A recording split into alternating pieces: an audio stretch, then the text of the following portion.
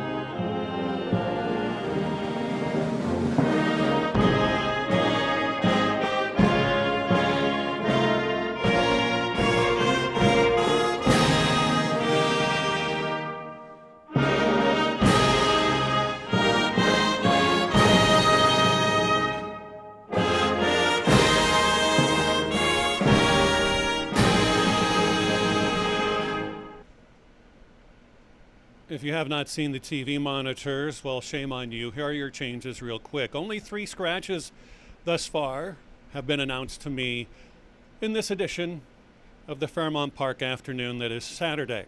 In the opening race, number 7, Big Skookum, is a big scratch. Also, in race number 1, the number 6 horse is 1 pound over as far as weight goes. In the second race, scratch out number 2, Midnight's Girl. Then we move all the way down to race number 5. I'll give you a second. Okay, ready? Overweight on the 8 horse in the 5th race. Number 8 is 3 pounds over.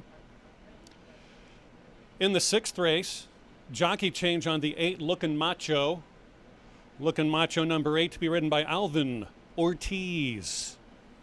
And we do have an overweight of 1 pound in race number 6 on the 9 horse. Number 9 in the 6th race is 1 pound over.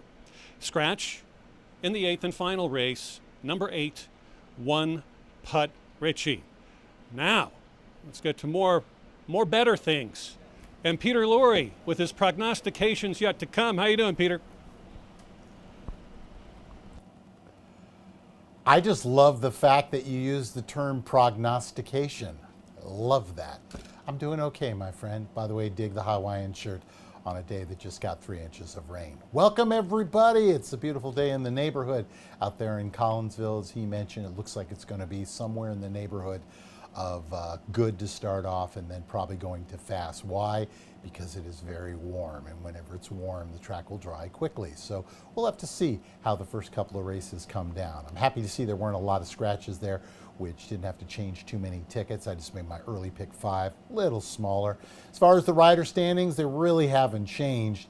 Alexander Bendesu, of course, doing what he does, winning in bunches, and he is still the top of the Delta Pledge class. Johannes Audengaren is now safely in 2nd, and Ademir Santos, who also had a pretty good Tuesday, will be in 3rd. It looks like everybody's catching Scotty Becker and James Watkins. They are 1-2 respectively in the races, and both will have horses going this afternoon. Looks like a good day. If you were watching, especially our friends watching right now on YouTube, if it's the first time you're doing it, welcome. If you watched what was going on Tuesday, it was not a day for folks who like to go for formful horses. There were horses coming with a lot of, I'm just going to say it, a lot of kind of crazy ways to get into the races. But you know what? That's what happens. I say it once, I'll say it a million times. We were way high on our percentage of favorites winning. It was somewhere over the mid 40s, which is not the way it is normally. If you look on a year on a calendar basis at practically every racetrack in North America, it falls somewhere between 30 and 35%. That's it. So these last couple of days, Tuesday and the following Saturday, really gave an opportunity for the percentage to go a little lower. That's what we want to see. So we've got ourselves an 8-race card. We're looking at about 10 minutes till they get down in the paddock. I would say first race, tread lightly, play that pick 5, but don't go absolutely crazy. You want to get a feel for the track, as all of us are doing. So on behalf of our track man, Mr. Keith Nelson, I'm Peter Lurie. Everyone here at Excel Entertainment, we would like to welcome you to a fantastic Saturday here at Fairmount Park.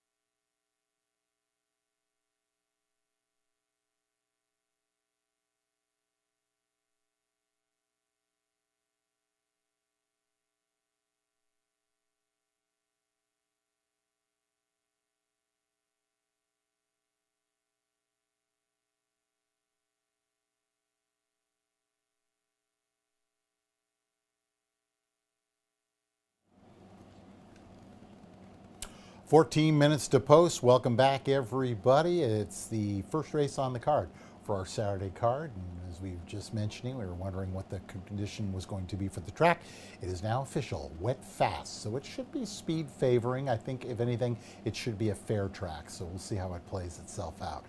We're starting things off with the 50 cent pick 5 with a 1.70 Illini bred maiden special weight. And, well, there's a $38,000 purse. As I like to say all the time, if you don't have Illinois breds, what are you thinking? Start getting those Illini breds. Bring them on over here. The money is to be had here at Fairmount Park. Horses are coming into the paddock. Let's take a closer look at the runners.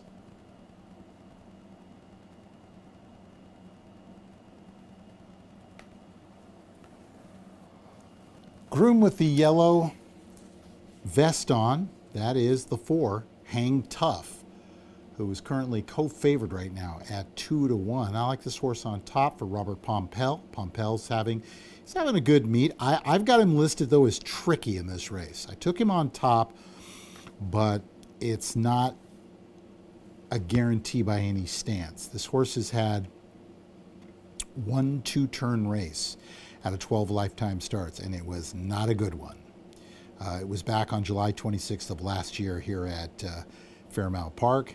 It was against Open Company, and they were 6-7 wide into the stretch. So it was kind of a tough one to make the case for. However, I think that the horse appears to be going in the right direction. And since June 20th, this horse is now a gelding.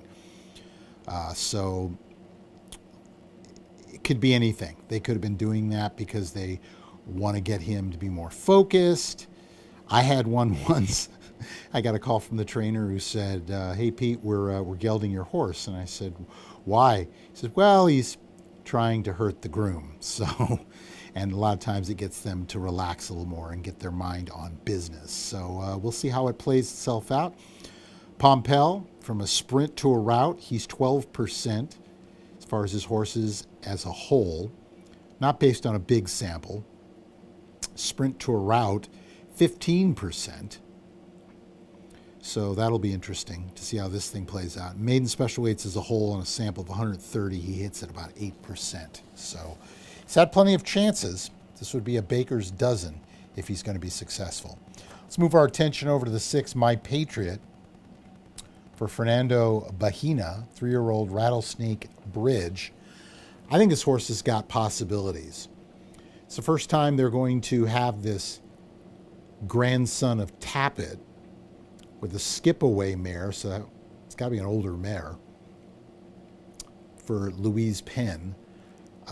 First time they're going to be trying the route. They've only had 3 races before, so I think the 2 turns might be exactly what this horse wants to be. There isn't real speed here, so don't be surprised if My Patriot is the one who actually jumps onto the lead. It's trying to see what's going on over there, but it seems to be nice and well-mannered. Kind of turning around a few times. Good job by the groom. Ears going back and forth. That's a confidence move. So I like what I'm seeing there as they get the overgirth on. Originally I had the 7 Big Skookum as the 3rd horse, but obviously scratched. Let's go to the 3 Lord Block for Omar Razvi, owner and trainer. Tough, what we're going to be doing here. This horse was last seen in a 1.70, although be it was a race over at Hawthorne that they thought was going to go on the turf. The horse is kind of hit and miss on the grass. And that race off the grass, they were 3rd in a field of 5, but they got beat 14 lengths, so they could have been 10th if the field was big enough. It's a 5-year-old son of Sun Tracer whose pop was Kitten's Joy, so horse is probably leaning more towards grass, but it'll be interesting to see with the wet fast track how this horse plays out. Breeding wise, I don't see a lot of off-track pedigree here, but we'll see how the thing plays itself out. Not a bad looking horse. Just kind of nice and relaxed. That's what you want to see. Ears going kind of back and forth. Yeah, this is definitely one that I would say, I wouldn't call it the X factor in the race, but I definitely think it's a horse that you would say, we'll just have to see. Anyway, 463 is how I'm going to see it.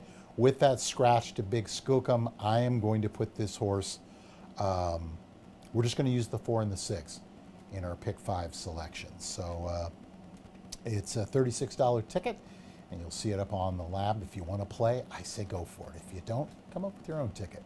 It's always a lot more fun. So 463, how we're going to see it. Mile and 70 yards to kick things off. You're just joining us.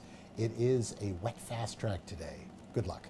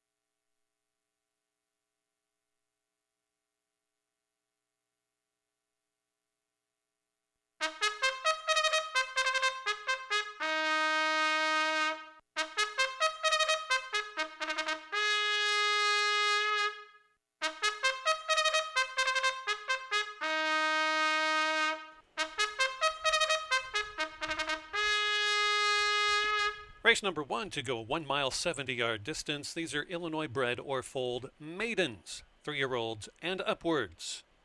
The purse $38,000. Scratch number 7, Big Skookum. The 6 is 1 pound over the listed weight. Wagering menu, early daily double, early pick 3. You have the 50-cent pick 5. Win, play, show wagering, exacta, trifecta, superfecta, something for everyone. You have just 8 minutes.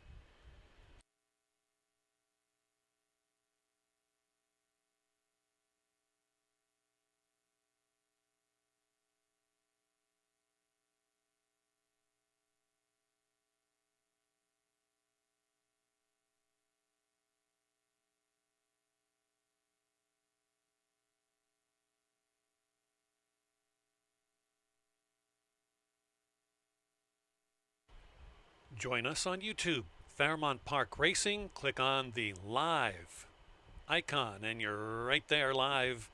You now have 7 minutes until race 1.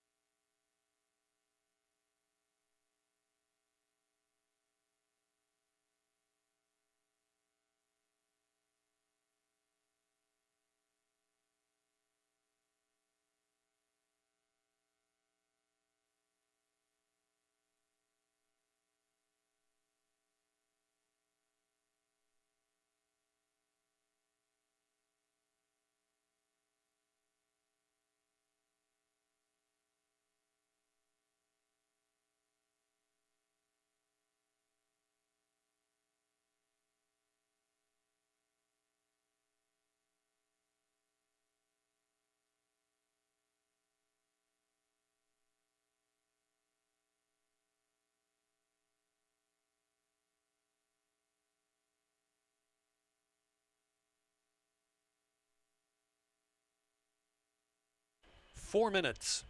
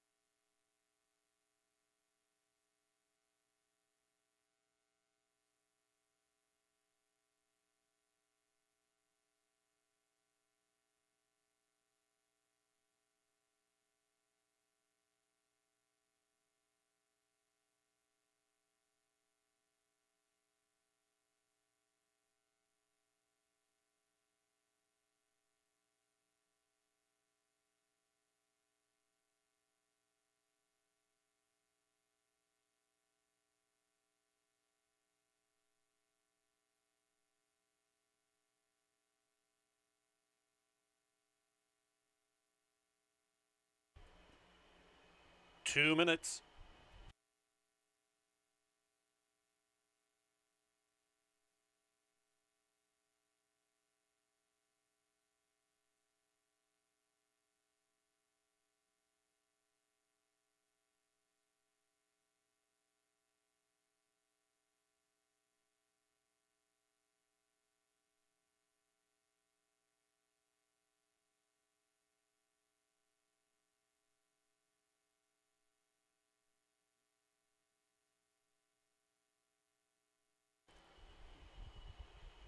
One minute. 50-cent pick five in 1 minute.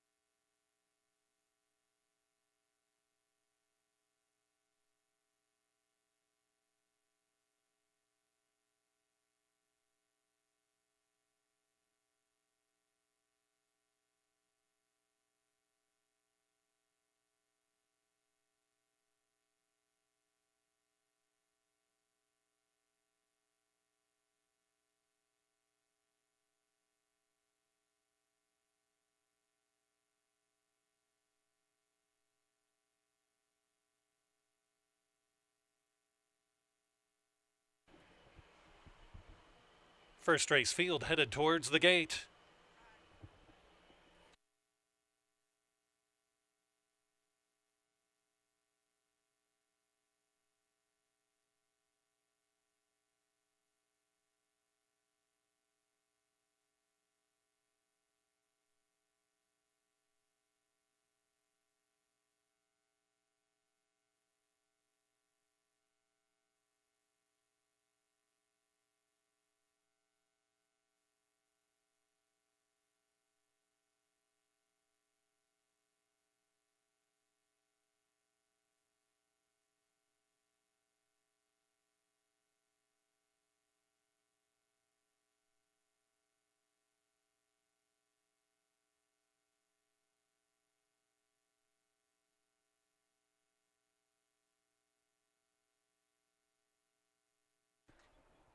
Get your last chance bets in for the first.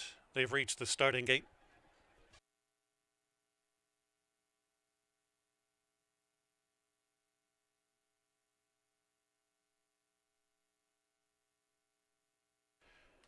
KJ's Ransom moves up with Hang Tough.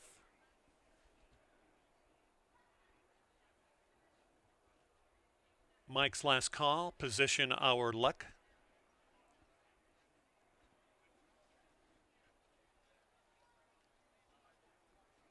My Patriot. Lord Block completes the field for race 1. They're in the gate. And they're off. Very attentive beginning for Hang Tough, hustled upon early as Mike's Last Call, who's first by the wire for the first time. My Patriot will settle right off the pace, but very wide. On the inside is Position Our Luck, who's gaining ever so slightly and saving every step of ground as KJ's Ransom. Last around the first turn is Lord Block.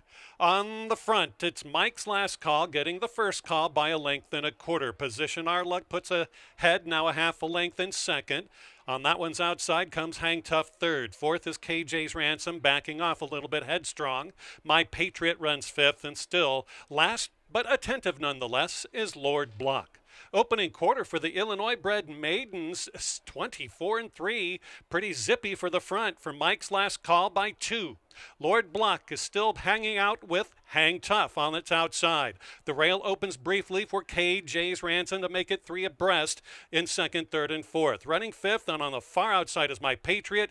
Gaining up is Lord Block. Half mile in 49 and 1/5 of a second. It's still Mike's Last Call. On the board, left alone at 5-1 and is running right away past the 550-yard mark. KJ's Ransom is still second. Hang Tough is third. Inside is Lord Block with nowhere to go.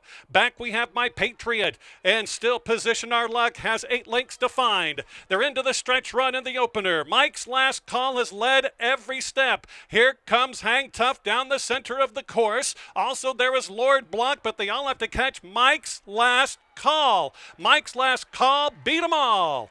It's Mike's Last Call over Lord Block over Hang Tough, and then finishing fourth was KJ's Ransom.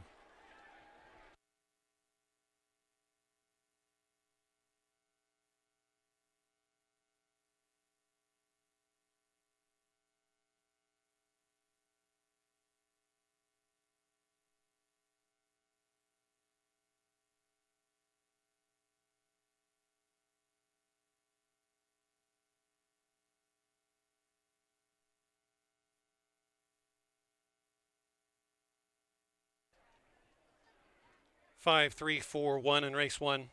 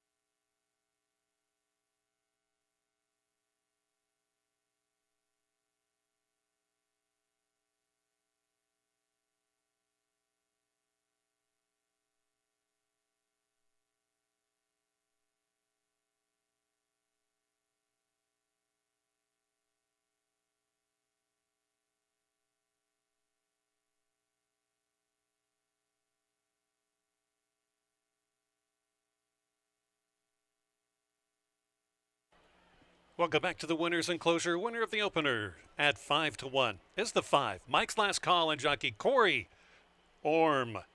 A homebred for its winning owner, Alan Meadows. Harry Lynch is the trainer. Mike's Last Call, 3-year-old gelded son, a sweep away out of the Candy Ride mare, Dangerous Gal. The winning time for a mile 70, track wet fast, 1:46 and 1. 7 was scratched. 1260, 640, 260 across. The exacted $25 and a dime. 50-cent trifecta, 5, 3, 4. $31.75. 10-cent superfecta, $25.67. Second race, we sprint 3/4 of a mile. Fillies and mares. It's an open $6,250 claiming race. Scratch number 2, Midnight's Girl. Anytime you hear the bell, it is a donation to Thoroughbred Aftercare. Again, scratch the 2 from the upcoming second race. Our next 2-turn race happens in race number 7 at the 1 mile, 70-yard distance.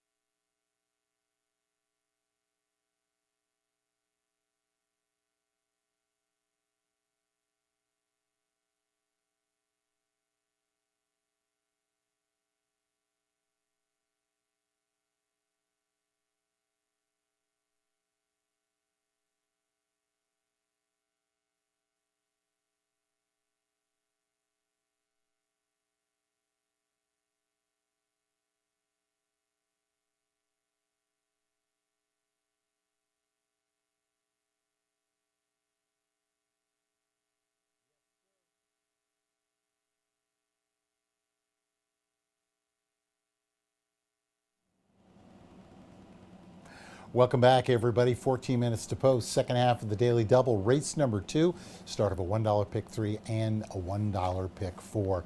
Had a feeling, I said speed might be prevalent, and the only horse who decided to go on the lead was able to do it wire to wire. That was Mike's last call. Congratulations out to Harry Lynch. And again, Corey Orm. That horse was 15 to 1 on the morning line. Got bet down to 5 to 1 and was a wire to wire threat. Turn our attention to the second race, 6 furlongs of distance. These are open 6250 group to start the $1 pick 3 and the $1 pick 4. Let's go take a look at the runners.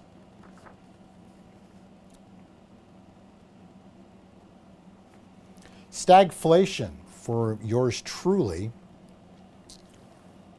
Good looking horse, Johannes Aragirin. Second in the standings currently for trainer Ralph Martinez. This horse comes off a nice little 4-length win. In fact, has won 2 of the last 3, although the first win goes back to October 21st of last year. Last race was in the mud, so probably going to like it today. 5 to 1 right now. A little bit of an overlay with the 6-year-old daughter of Shaman Ghost. She's 2 for 9 at the distance. She does have a win over 5 starts on the off track, and if you believe in the Brisnet Speed Index numbers, and as you know I do, she is tied for the top number in the race. So I think it makes a lot of sense here for Stagflation. Move our attention to the horse just to the inside. 4 to 5 morning line, 5 to 2 currently. Summer of Mischief for trainer Scott Becker. For he and his partner, Charles Ritter. They did not breed. This is a Kentucky bred 7-year-old daughter of Summerfront. Comes from the Mike Bush operation in Kentucky. 3 for 20 at the distance. Is an 0 for 4 at the off-track going, but 3 of the 4 have hit the board. The number, the co-top number, as far as the Brisnet Speed Index is concerned. The thing that could be the play for this one, they've got a lot of speed. That's what they do. Alexander Bendesu gets the call. However, I think there's another horse in the race that might go head and head with him. In fact, I think 2 of them might. So this might be setting up for a horse just off the pace. Move our attention to the 5. Looks Lucky to Me for Ralph Martinez and his partner, Paul Martin. Adamir Santos gets the call. This is a horse on a 2-race win streak on June 6th and June 20th. Shows up here on the 11th, so the pattern is right. Last seen in a non-winners of 5, so they had no choice. They had to move up to the open company, which, you know, is not an easy task, but it's a good spot for them. If I was alive, but I think a lot of people might have gotten knocked out in that last one, for the pick 5, this is a horse I think you definitely have to use. I think this is the one that if there is a bunch of horses going to lead, and there very well could be, this is the one who sits right off of them and might be the one to beat. This is a 5-year-old daughter of Lookin' at Lucky. Lookin' at Lucky won the Indiana Derbies, I've mentioned before, over at Hoosier Park when it was still on the Hoosier Park 7/8 track. The reason why I bring that up is because that was also on a wet fast track, and they did pretty well there. So this is probably a horse that if you get a decent price, and right now 5 to 2 are that 9 to 2 co-favoritism, that's not surprising for me to see the horse in that situation. The 3-horse Diamond's Joy for Eduardo Rodriguez. Julio Felix gets the call. This is the other one that's got one way of going successfully, and that's speed. If they clear and they're 3 for 4 on the off going, this might be a theft in the making. 6-year-old daughter of Kitten's Joy. Gemologist is the sire of the dam. Diamond in the center. 4 for 13 at the distance. The Brisnet numbers right up there. So I think the horse makes a lot of sense. Definitely, as you can see, built like a sprinter. Big old bullet there. Looks nice and relaxed, those ears going back and forth. If you're just joining us on YouTube and you're not sure what I mean by that, I've said it many a times. Here it comes again.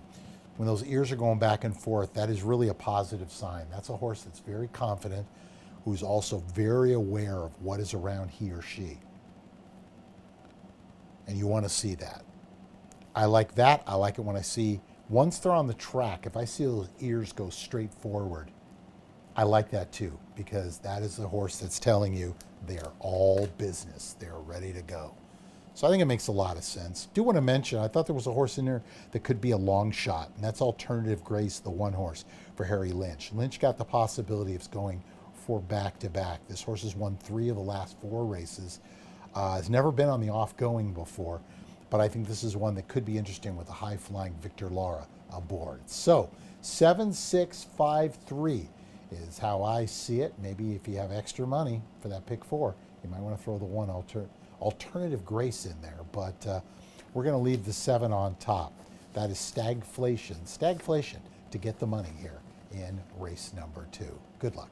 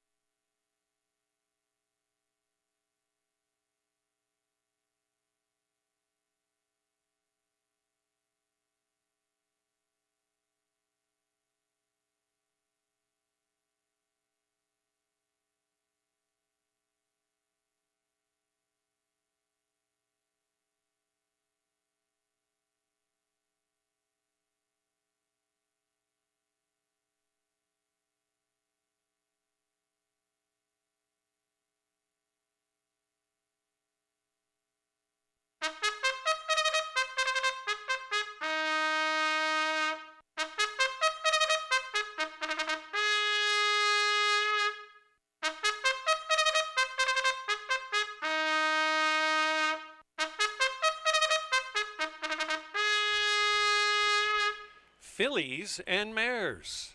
They have to be at least 3 years of age and be in for the claiming and or sales price of $6,250 for race number 2. They travel 6 furlongs, which is 3/4 of a mile. Scratch out number 2, Midnight's Girl.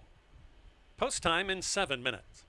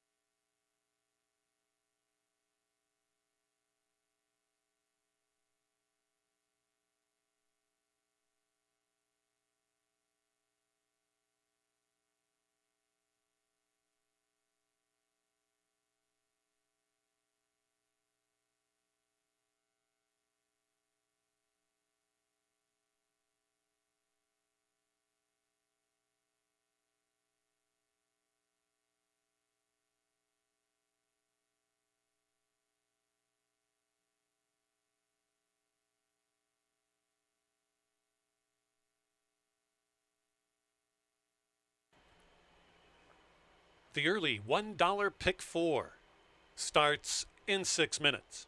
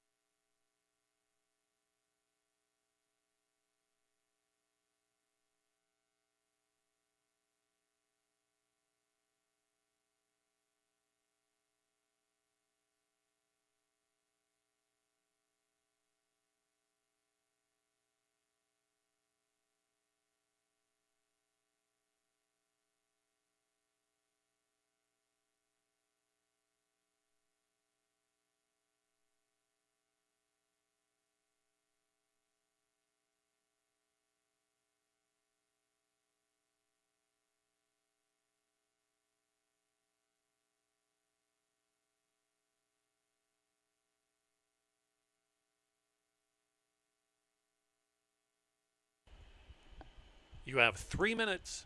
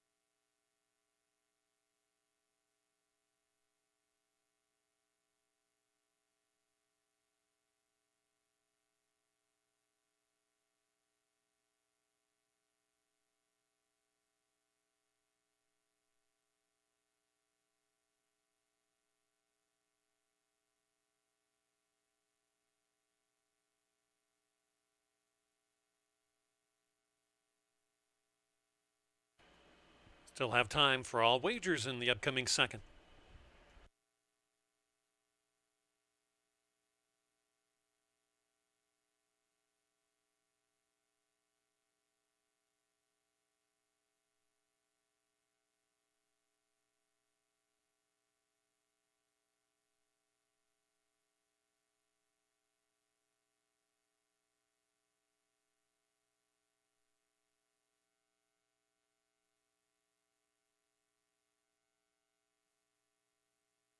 Race 2 field is headed towards the starting gate.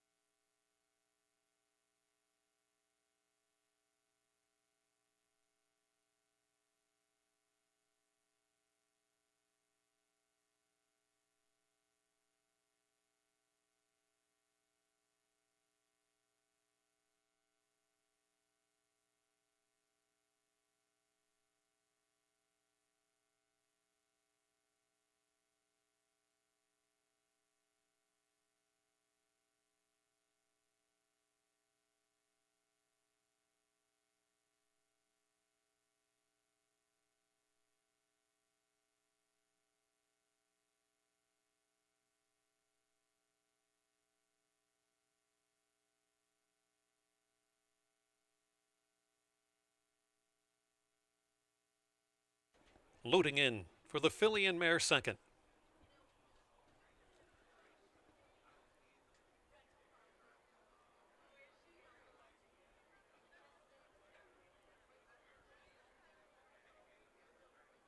Alternative Grace is up. Here's Diamond's Joy.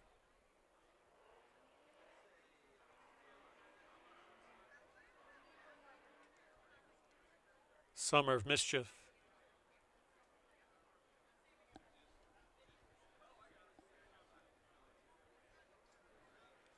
Brazen Gator.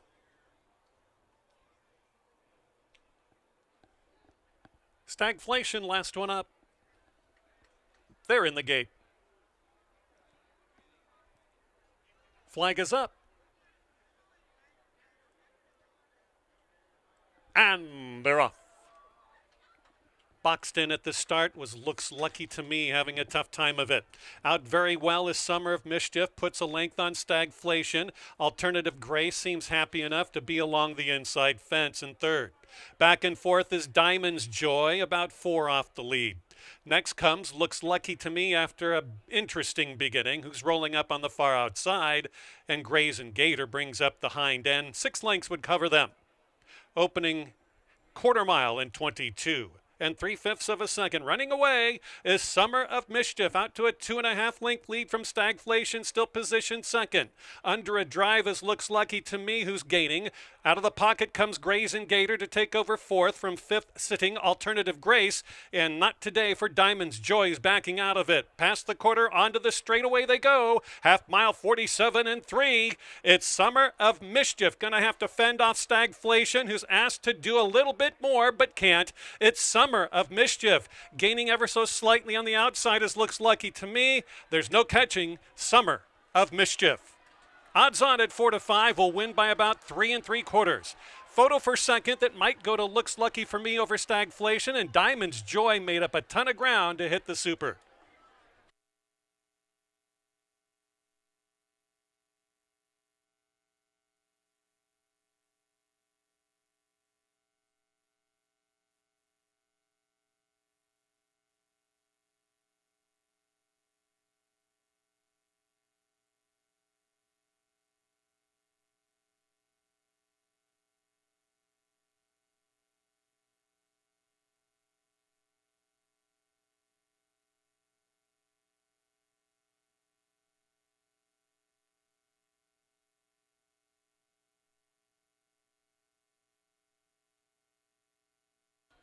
Six, 5, 7, 3 in race number 2.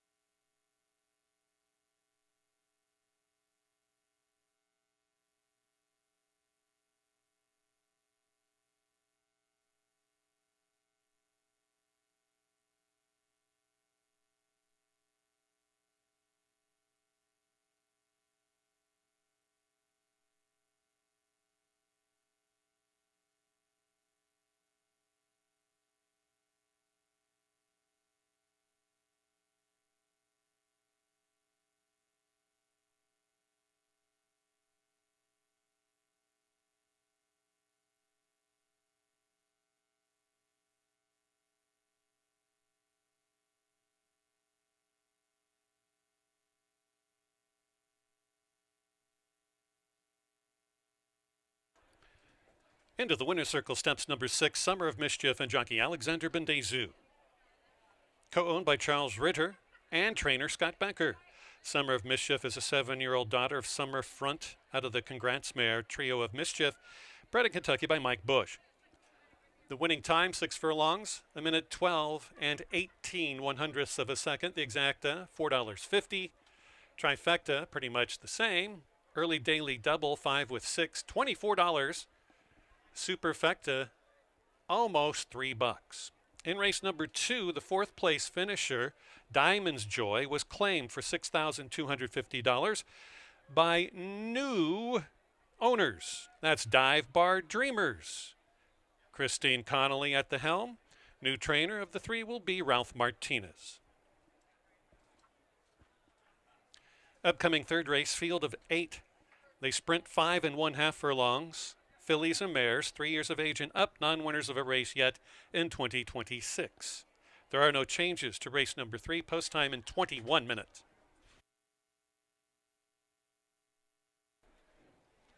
Looking for a way to cool off, head on down to Long Shots right across from the 16th pole, and more money going to Thoroughbred Aftercare as well.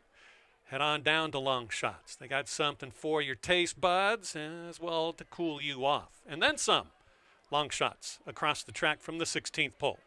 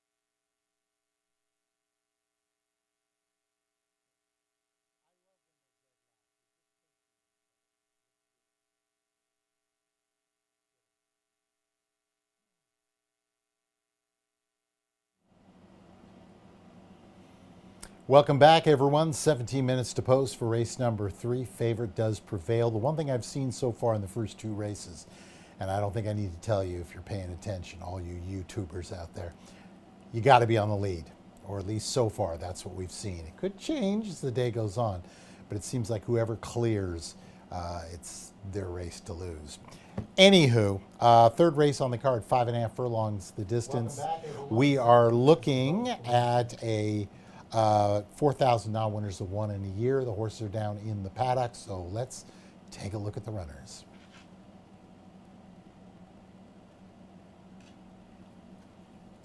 Horse in front of you, I'm going to put on top, and that is Henri Angel. Henri Angel, currently the 9-5 favorite. Henri Angel, not a front runner, but has got enough speed to make it interesting. However, now I'm going to be paying close attention from here on out to whoever is the speed horse in the race. This horse ran a very competitive second, two back, or actually not even two back this last time out. That was on June 25th. Although, again, be it at Hawthorne. The reason why I preface that is because just because they run a good race over at Hawthorne doesn't necessarily mean they're going to run a race over here. They do have a win at Fairmount Park and a second and 5 lifetime starts, so that's good. 2 for 6 on the off-going, that is also good. And you get the leading rider in Alexander Bendesu aboard. The 5 horse, Tapacita, is an interesting horse. The barn hitting at about 15%, so they're getting the job done. 6-year-old daughter of Mucho Macho Man. This horse is 2 for 8 at the distance. Ademir Santos gets the call. Hasn't been out since May 23rd. Now, when this meet first starts, that doesn't bother me. But now I start wondering why, because they write this condition a lot, why they haven't run this horse. Maybe they just need to give him a breather. He had to work on July 3rd, 52. Not fast, 18 of 19. So it also could have just been a situation where it's part of the schedule. Let's just get out there. Let's just stretch the legs, and we'll see how it plays out. Ademir Santos, first time since August and July of last year. But I will say, the positive side is Santos was aboard for the win that day. So he obviously knows something about the horse, and that's good to see. 8 horse on the outside is I'm Interested. Scott Becker looking to go back-to-back here. I could see this horse being a fight. Ran a conditional 4,000 last time out. Was in front and then just bailed out of it. Becker took some time off. That was May 12th. Took some time off. Put in a June 6th work, 50, breezing, not bad, 8 of 24. And then showed up on the 24th, a 50 flat, 2nd of 8 going that morning. So it looks like whatever was going on, they've hopefully figured it out. They're also adding the blinkers, which is interesting. 5-year-old daughter of Leia, whose pop was First Samurai, I thought was definitely a must-use if you're playing the pick 4. And if you're playing a dollar pick 3, I think is a must-use. Rounding out the top 4, Goodbye Indy. Harry Lynch looking for another winner on the card. This horse made the most of any kind of a pace hookup. Now, I'm not sure there's going to be one here, but if he does, they made up some nice ground down the stretch last time out.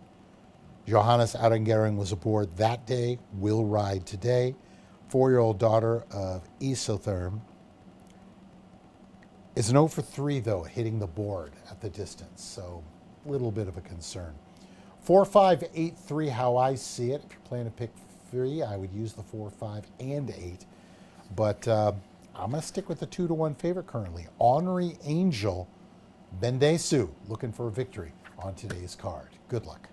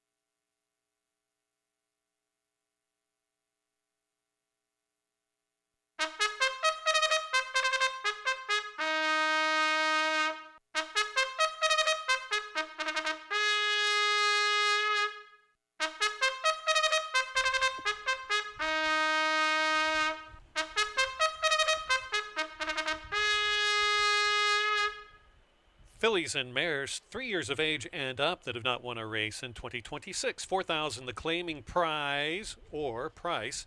Win, place, show wagering. Also, you have exacta, trifecta, superfecta. You have another dollar rolling pick 3 and another rolling daily double. Post time in just about 7 minutes.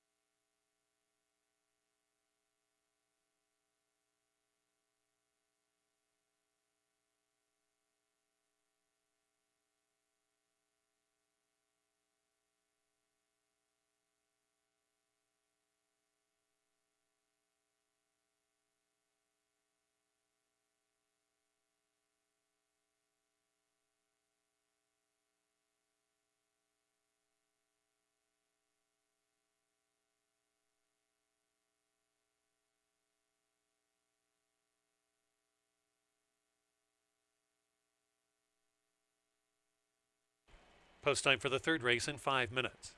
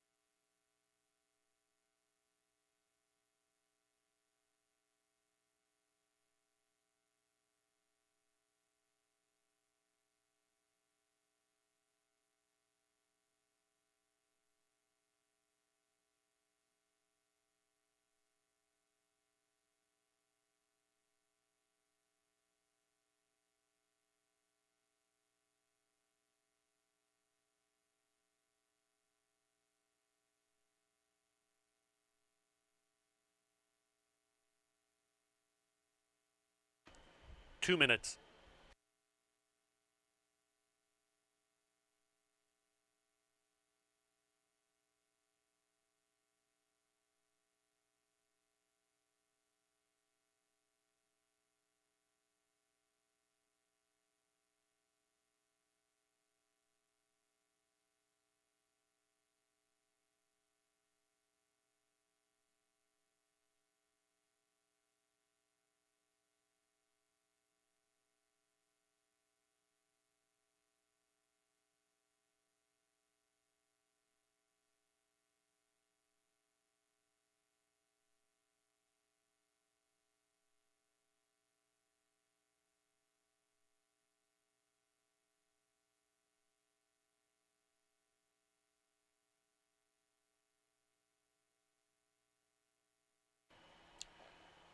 Early pick 3 will pays $59 to the 1, $180 to the 2, $120 to the 3, 4, 5, and 6, $360 to the 7.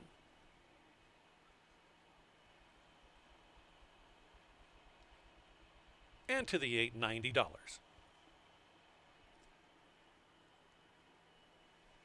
Fillies and mares are walking to the starting gate at 5.5 furlongs for race number 3. You still have time. Get those wagers in.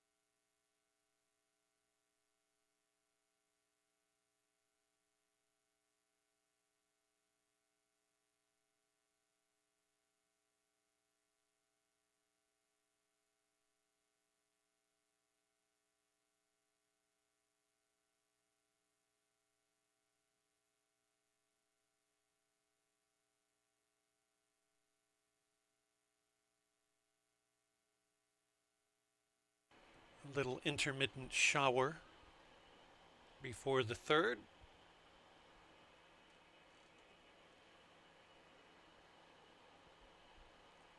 Field of 8 has reached the starting gate. Loading in.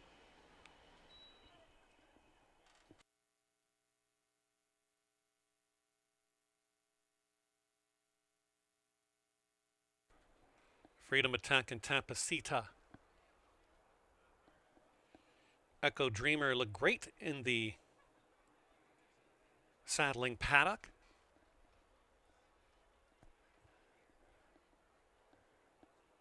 Moving up, Goodbye Indy. Great to see Javor Simpson again. He's riding number 7, Scrapbook. There goes Goodbye Indy. 2 left.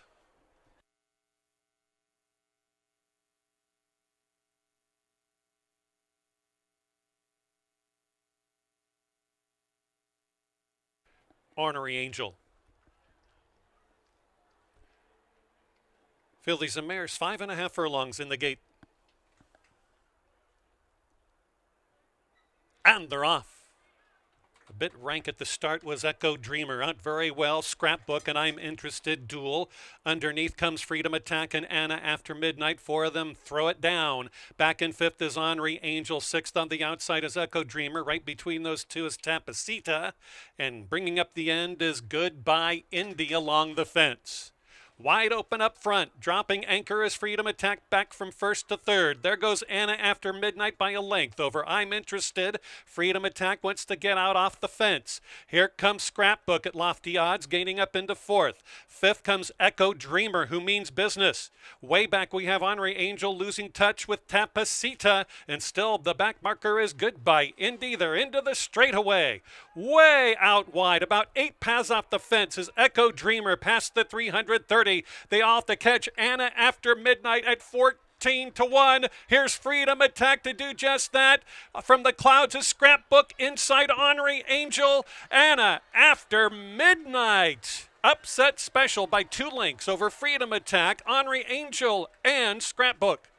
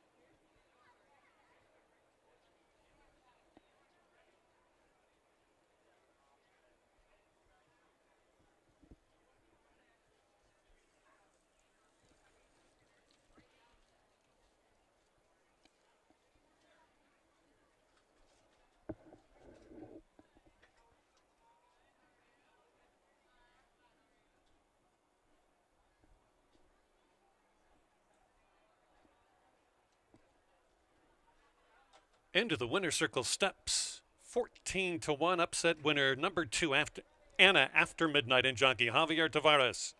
Owned by Kathleen Barbeau, trained by Frank Randazzo Jr. She's a 5-year-old daughter of Fast Anna out of the Breeders' Cup champion Midnight Loot Mare, Midnight Angulis. Bred in Florida by Destiny Oaks of Ocala. The winning time 5.5 furlongs, 1:05 and 4/100ths of a second. 1:05 and 4/5ths of a second, 1:05.87. All 8 ran in race number 3. The exact 20, that's $63.40 for a dollar. Trifecta, almost $100. Race 2 and 3 double, 6 with 2, $26. 10-cent superfecta, 2147, $91.83. And the pick 3 for races 1, 2, and 3, $176.70.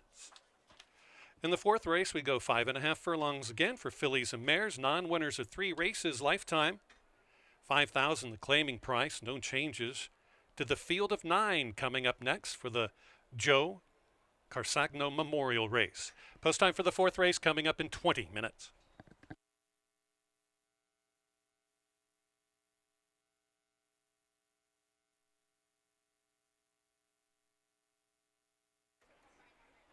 In our previously run 3rd race, number 3, Goodbye Indy, was claimed for $4,000 out of the 3rd race. Claimed by Bo Taylor, will be trained by Lori Plasters.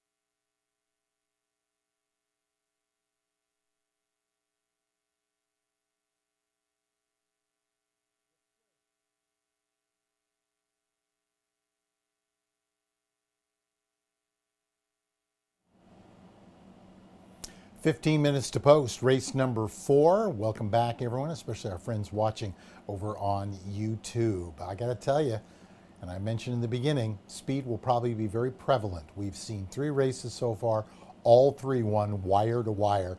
2 of them, not exactly horses that you normally see on the lead, but they decided that was the place to be. Turn our attention to the 4th. This is a 5.5 furlongs event, which could be a very interesting situation here. 5,000 non-winners of 3 lifetime and a 9-5 favorite on the 4 horse. We're going to go against the favorite. Let's take a look at the runners.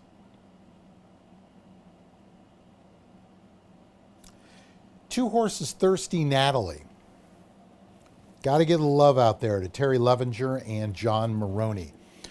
Terry, of course, Love Acres, which is a big breeding operation in California. This is a 4-year-old daughter of Stay Thirsty. She's been here forever, so obviously whatever it was, she didn't quite meet up for what they needed in California. And John Maroney, who is a big proponent of racing here in the great state of Illinois, decides, yep, let's bring him out here. And so far, the horse has done quite well. Came off a very tough beat last time out on June 20th after getting a little freshening from April. But really, in the last 3 races of this year, 2 in April, 1 in June, has done absolutely nothing wrong. A winner, a second, and a third. They've made just under $12,000, and they have a right to improve in this race. The horse has got the speed. You know where I'm going with this. And I think if Johannes Aurengaren can get this one out on the roll, maybe they got a shot to beat the favorite. Now, here's the big maybe, and this is quite interesting. The 7 horse, Escovedo, you can see right now in the picture, knows one way, and that's get on the lead. They won last time out pretty handily at Hawthorne. However, this is the first time they're going to be trying Fairmount Park. 2 for 5 at the distance, 1 for 2 on the off-going. The off-going victory, it was a good track. So I don't put as much stock into it then, because you know my thoughts on it. Good tracks are usually dried out, tiring tracks. And they did win, which was something to be said. Were claimed out of that race off of Larry Ravelli by Max Quinones. It's done well with the horse, but it'll be interesting to see if the wet fast is what this horse truly wants to do. Let's move our attention over to the horse just outside of them, and that's Primity for Jessica Jelinski. Jelinski looking for her 3rd winner at the meet. Horse was 3rd, but was kind of a 1-pace 3rd back on June 23rd. 2 for 12 at the distance, 4 thirds, 50% hitting the money there. Is an 0 for 4 this year, and is an 0 for 4 at the distance. They should be forwardly placed on the outside post going 5.5. They really don't have a choice there. I don't know if I can put this horse in the winner's circle, but I get it if you want to put this horse maybe somewhere in the exotics. As you can see, somebody's a little late coming over. The groom jogging this one over. We'll get checked out here in a few moments. The front wraps, they are not new. This horse has been wearing them for the previous 3 races. Looks okay. Jogging well. Getting the check over. Rounding out our top 4 is the 4 Cocktail Cutie. The other Steve Manley and John Maroney made a good effort last time out. This was another Terry Levenger bred. $40,000 at Fasig-Tipton. Has been here for quite some time. 0 for 9, though, with 2 seconds and 4 thirds. Not sure what to do with this one. Should be a good spot. Victor Lara keeps the mount. There might be a possibility of a pace hookup here, especially watching 3 races in a row where the horses are just going wire to wire. So a lot of riders might be thinking, you know what, I'm just going to get involved early, and if I'm wrong, I'm wrong. If something like that happens going 5.5 and you've got 2 or 3 of them or more gunning for that lead, Then it falls into a horse like Cocktail Cutie, who might just swing out, pick him up, and lay him down. That's the big if. But 274 is how I see it. I'm going to stick with Thirsty Natalie here, the other John Maroney, Terry Lovinger horse, here for Steve Manley. Horse is getting ready to come out on the track. Good luck.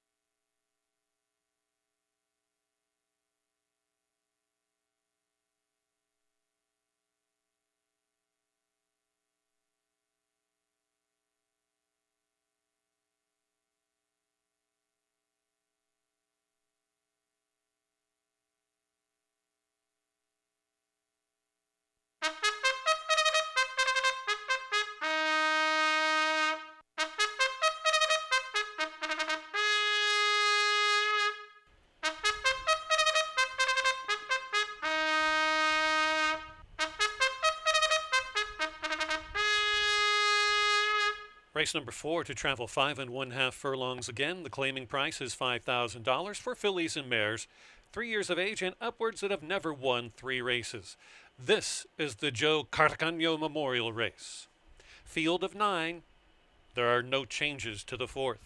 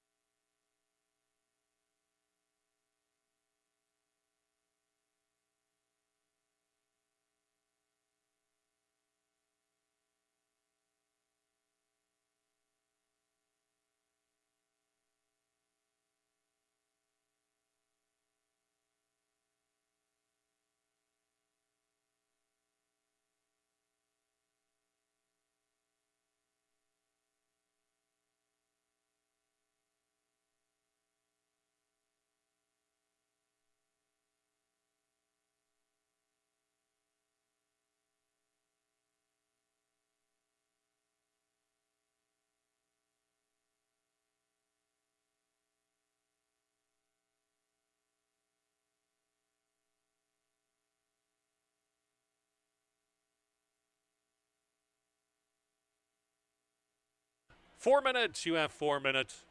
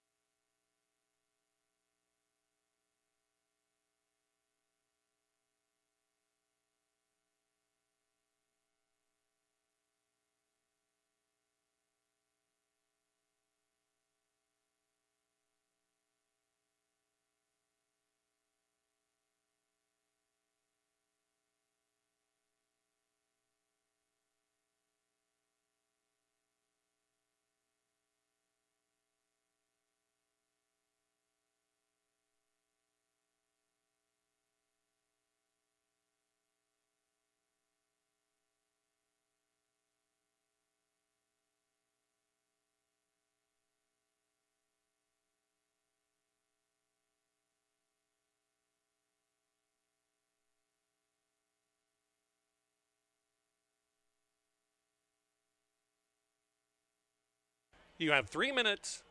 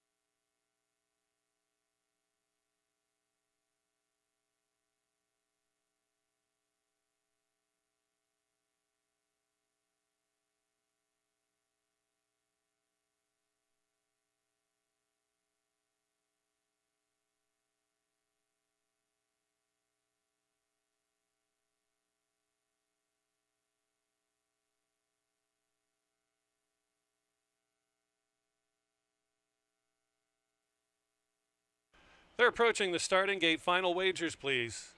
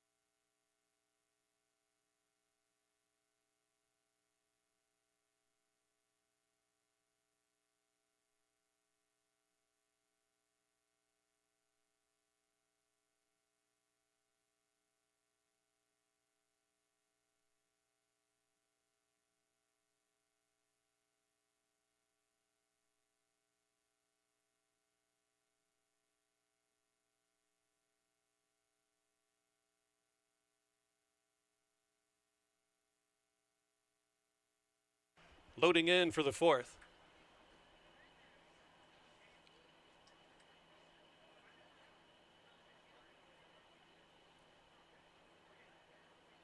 Miss Kitty Pie is up. There goes I Be Gone. Thunder Money Ball.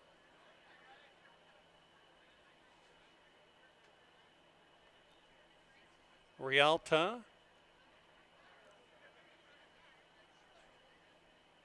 Thirsty Natalie. Couple 2-to-1 shots just about through with the loading process. Next will be coming Primity. Some late money going for Cocktail Cutie. And moving up is Tegwar, the late runner.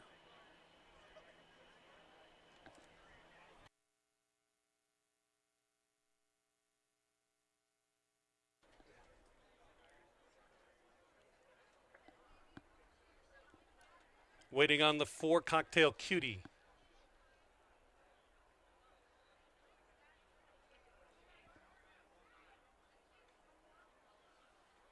The rest of the girls are standing well.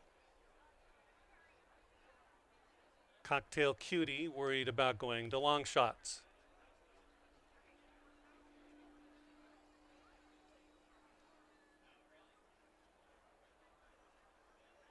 Not quite in yet with the 4.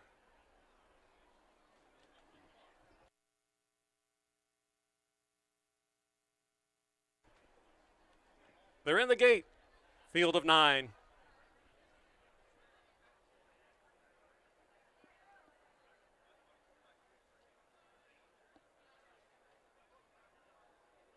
And they're off. Perfect start. Out very well, Thunder Moneyball got the jump along the inside fence. On the move also is Cocktail Cutie and Escoveda. Escoveda is gaining on the far outside to take over the lead from Cocktail Cutie in second. Moving up into third is Thirsty Natalie as they go swiftly up the backstretch run. It's all Escoveda by 2 lengths from Thirsty Natalie in second. Outside is Cocktail Cutie third. Backing out is Primity, who's fourth. Gaining up is Tegwar, and that's not good news for the front runners who seem to be gaining ground from far, far back. On the far side of the track, gaining up is Miss Kitty Pie, but not today. The back 2 markers are I Be Gone and Thunder Moneyball. Into the stretch they go. They all have to catch the favorite Escoveda, who puts 3 lengths on the field. Moving up is Cocktail Cutie. Right between is Thirsty Natalie, but it's all Escoveda. Gaining on the inside is Rialta. Escoveda has turned out the lights. It's Escoveda to win, pretty much gate to wire. Thirsty Natalie was second, then Cocktail Cutie and Tegwar finished fourth.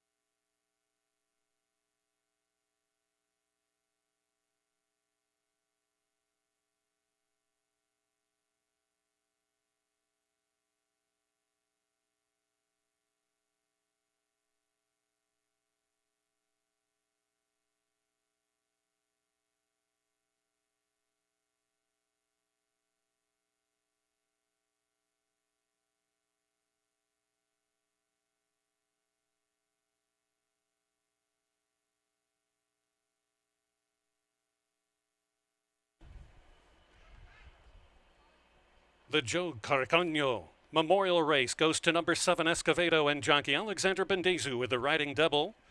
Owned by In His Favor Stable, trained by Max Quinones. Escovedo is a 4-year-old bay daughter of McLean's Music out of the sensational mare, Ms. Short Fuse, bred in Kentucky by Mark T.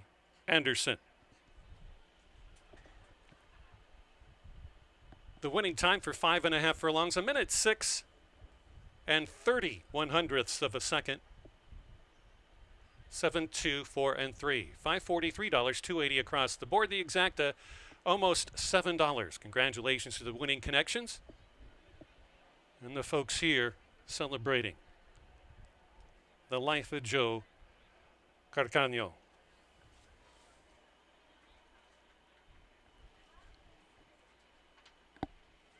Prices, the pick 3 for races 2, 3, and 4, $67.70.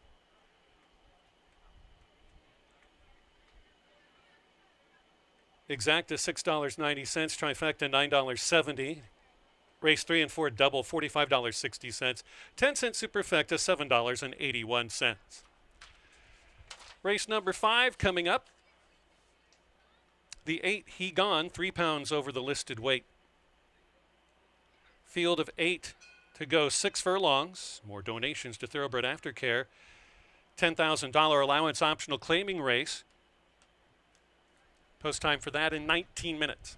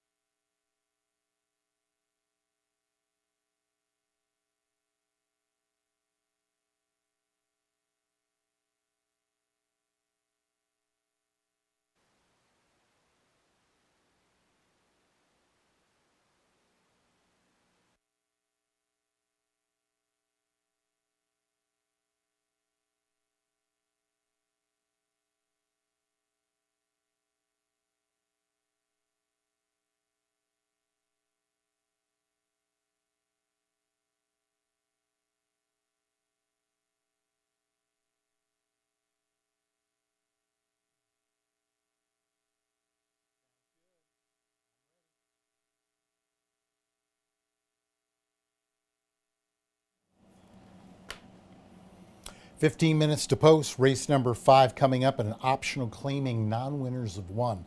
Other than going a distance of 6 furlongs, this is also going to kick off another $1 pick 3 and the late pick 4. Welcome back, everybody, especially our folks watching over on YouTube. If you've never done it before, you want to pass it on to our friends here at the racetrack. All you got to do is go to YouTube. It's free. You sign in as a guest and just go right on over, and you can get the picture done just like that. It's very, very simple. Just call up Fairmount Park Horse Racing, and the site will be right there. That's the page. You can watch from the comforts of your own home. So far, we've seen 4 races. We've seen 4 horses go wire to wire. Will it be in the 5th race? Let's find out. Horses are down in the paddock.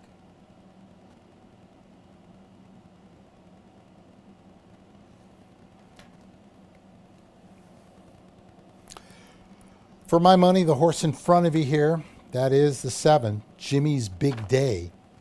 Looks like the horse to beat. Horse has definitely got speed. The one thing I like about the horse is not only they got speed, but they've shown to be a bit of a fighter. Even when they've gotten beat, they've fought all the way to the wire. They won a race with a horse on its throat latch back on April 16th of this year over at Fairmount Park, and that was not an easy victory. So it'll be interesting to see if today is similar. They go 6 furlongs. They draw the 7 hole in a field of 8. I don't like the 1 to 2. I think the horse is being way overbet, but I think the speed has a lot to do with it. The difference here is I can count 1, 2, 3, 4 horses who are probably having the exact same, maybe even 5, who are having the exact same idea about going to the lead. Little surprised, the horse on the outside is not the actual favorite, but we still got time to go on there. Jimmy's Big Day, I think, makes a lot of sense. 5 for 17 in the distance. He's been on the off track 1 time. It was a win, but again, that was a good track. It wasn't a wet, fast track, so tread lightly on that one. But that was the race where they showed a lot of heart, so maybe that's why the horse is getting played at 1 to 2. Pull our attention over to that horse on the outside of them, and that is the 8, He's Gone. I think we'll be very close, maybe not on the lead.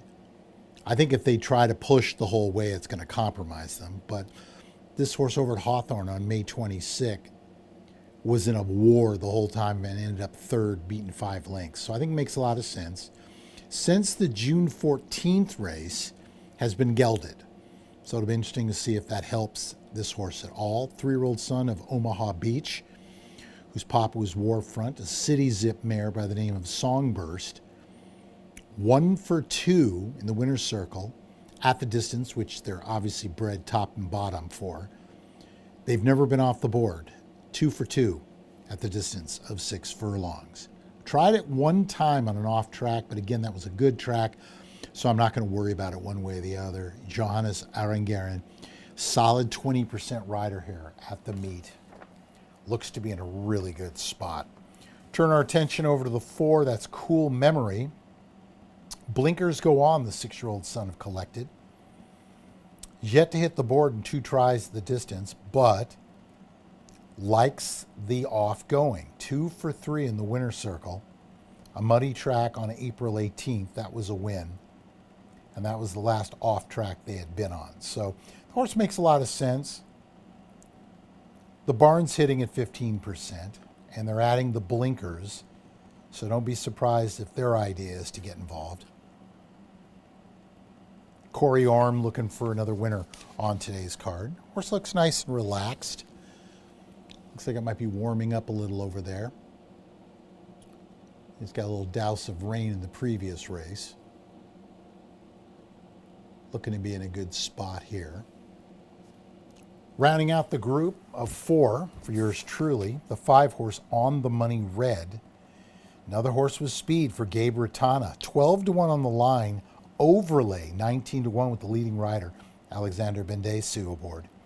This horse is 3 for 20 in the winner's circle. 5 seconds, 5 thirds. So 13 of the 20 have hit the board. Has a win in 9 tries here at Fairmount Park. And that's where they've been racing since October of 2024. So hence why I couldn't put this horse on top. As far as the pick 4 is concerned, I'm using 3 of them in the race. The 4, the 7, and the 8. This is an interesting situation. I think these next two races, you got to spread a little bit, but maybe with the speed, it's not going to matter. But I'm going to say 7-8-4-5. Jimmy's big day, hoping for a big day here in race number 5. Pick 4 and the $1 pick 3 coming up. Good luck.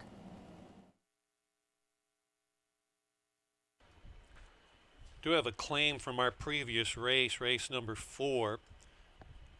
The number 4 horse, Cocktail Cutie, in our 4th race was claimed for $5,000. New owner and trainer will be Omar Razvi.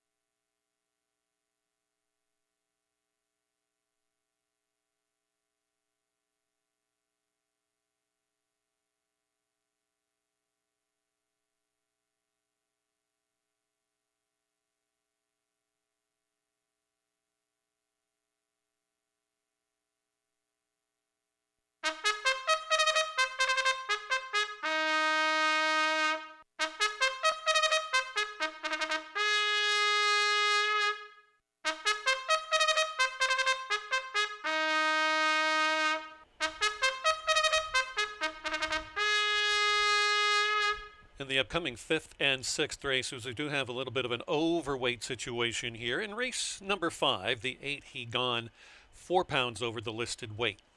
And in the 6th race, the 9 Dandy Ruby, 2 pounds over. Update you that.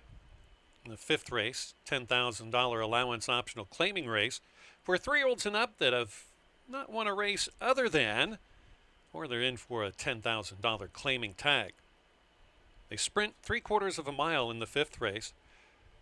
It starts the late dollar pick four. Post time in 6 minutes.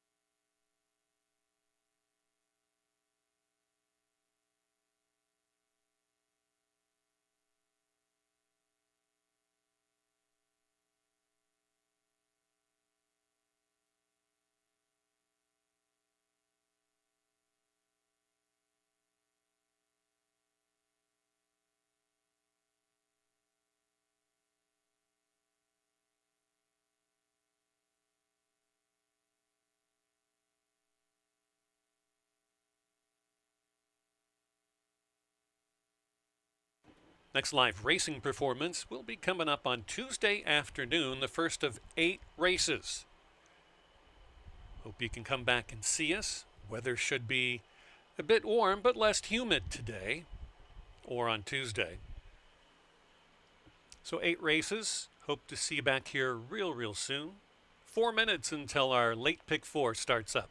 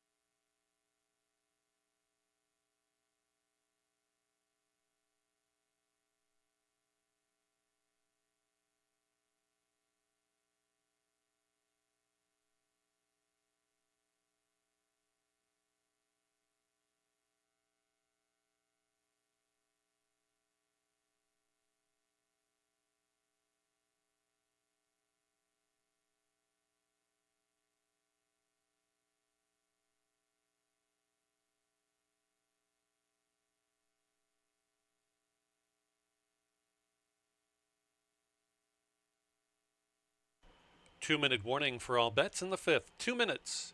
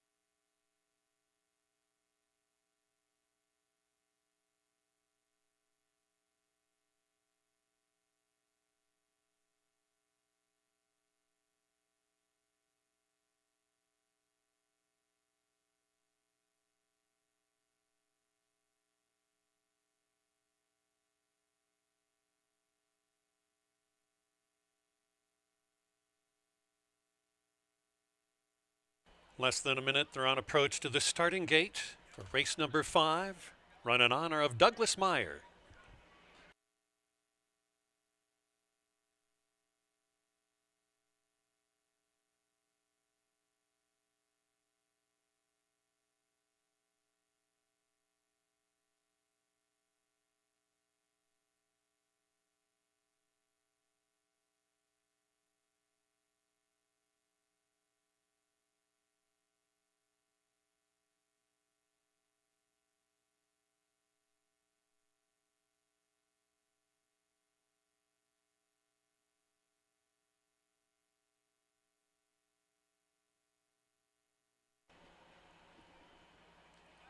Moving into the starting gate, Dust Dancer, Cool Memory.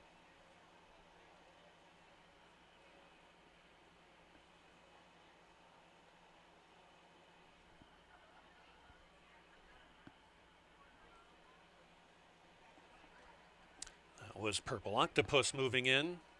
Tricky Moment about to enter the starting gate.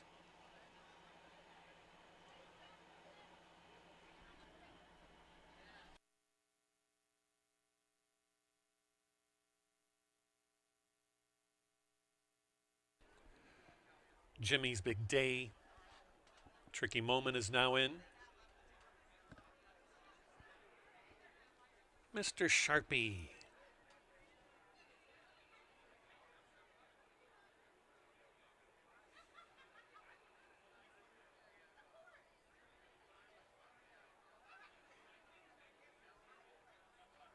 Now Cool Memory.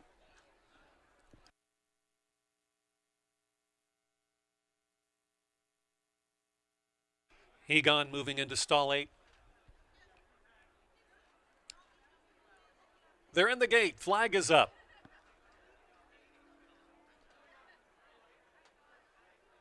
And they're off.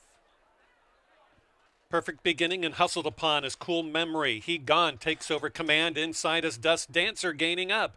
Right between is On the Money Red, who'll track third. Fourth and moving the wrong way is Cool Memory. And that one's passed by the oncoming Jimmy's Big Day and Tricky Moment. Running past as well as Purple Octopus. Continuing to recede through traffic is Cool Memory to a last place position. On the front, Dust Dancer by almost 2 lengths. He Gone is second. Third is Jimmy's Big Day. About 4 lengths or 5 lengths off the lead are both Mr. Sharpie and On the Money Red. Purple Octopus is just spinning the hooves. Tricky Moment is next, and way back is Cool Memory. They're all in search of the front, held by Dust Dancer as they go past the quarter pole. Jimmy's Big Day overhauled on the inside by your favorite He Gone along the fence, who means business. It's Dust Dancer. It's He Gone. Jimmy's Big Day recedes now to fourth. Here comes On the Money Red down the center as well. Dust Dancer trying to go to whoa. It's Dust Dancer. Dust Dancer 7-1. He Gone in second. On the Money Red, and then Jimmy's Big Day.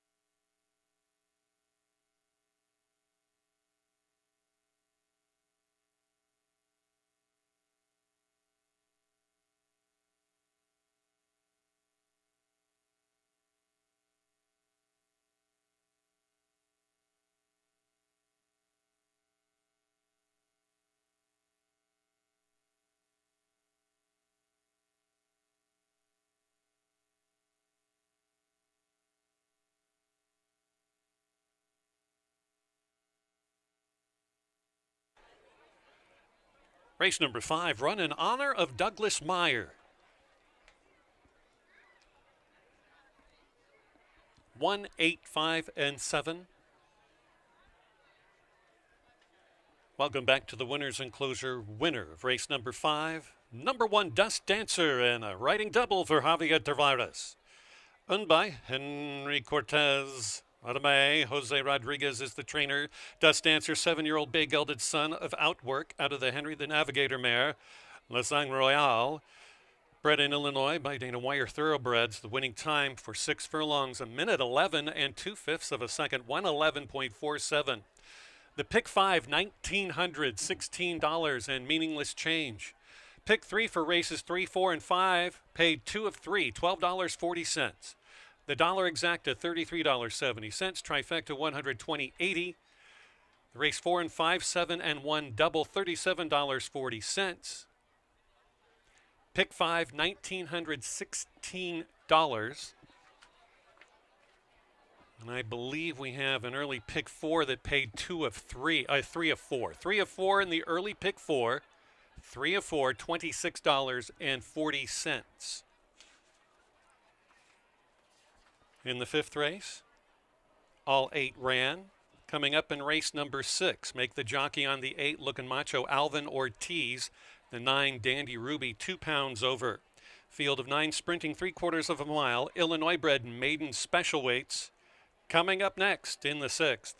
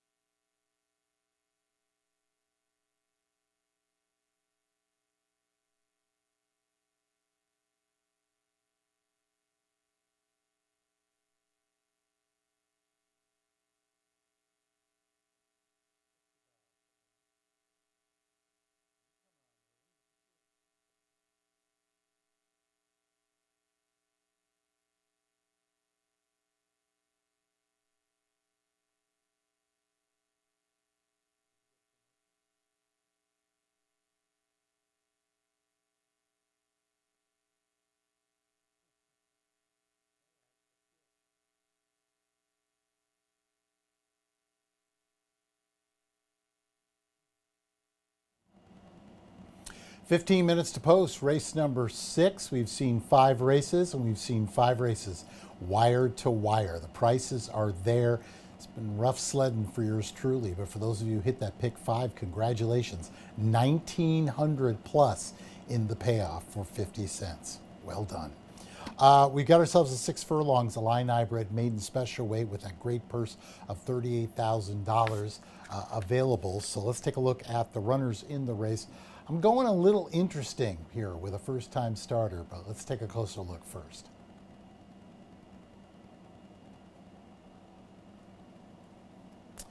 Horse in front of you is a first-time starter. I'm taking a real swing here, but we shall see. For Scott Becker, this is a 3-year-old centrifuge by the name of Swirlwind, owned and bred with his partner, Charles Ritter. I just like the workout. And I realize that the horse, first-time starters in the Becker barn is about 8%. So they can do it, but it's not a guarantee. A lot of times he likes to assess how they're going and go from there. This is where it gets interesting for me. He worked a 49-3 from the gate, so he gets cleared. Looked like he might have been cleared back in May, or maybe they weren't, even though it was a good work, they weren't satisfied with the gates. So they tried it again. Then on July 4th, he works 3 furlongs in 36. That was the best of that morning, and for these parts, that's pretty fast. This is a nice looking horse. I like what I'm seeing with Swirlwind. I love the fact we're getting 10-1, and I could be completely off on this one. But on a day like this, maybe this is, a little interesting. You can see that Keith and I are a little different today, but that's okay. That's what it's all fun about. But I can tell you right now, I'm playing the pick 3, and I'm using all 4 of them in the first leg of the pick 3. That gives you an idea of what we're going against. Let's move our attention to the 2. I'm Thirsty Kid.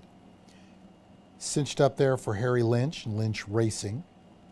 Decent second last time out. High-flying Victor Lara gets the call. Prentice hitting at 27%. Doesn't have particularly a lot of speed in this race, but it looks like there could potentially be speed. And if there is, this could be a good spot. However, as we've seen in the first 5 races, if you're not on the lead at the top of the lane, you are nowhere to be found. So we'll see how that plays itself out. Move your attention to the 7-horse, Eerie Song. Could be in that second tier, one would think. Ralph Martinez sends out. Third beaten 4 1/4. A 4-year-old son of Road Ruler. Second time in the barn for them. Second off the layoff, 15% for the barn on a sample of 93 horses. Rounding out our top 4, Warshin Machine. 15-1 morning line on the rail. 6-1 currently for John Rednauer. I've got him as the X factor in the race. 16-1 in the debut, in the slop. They weren't expecting a lot. However, this horse got bumped. Jock lost his iron at the break.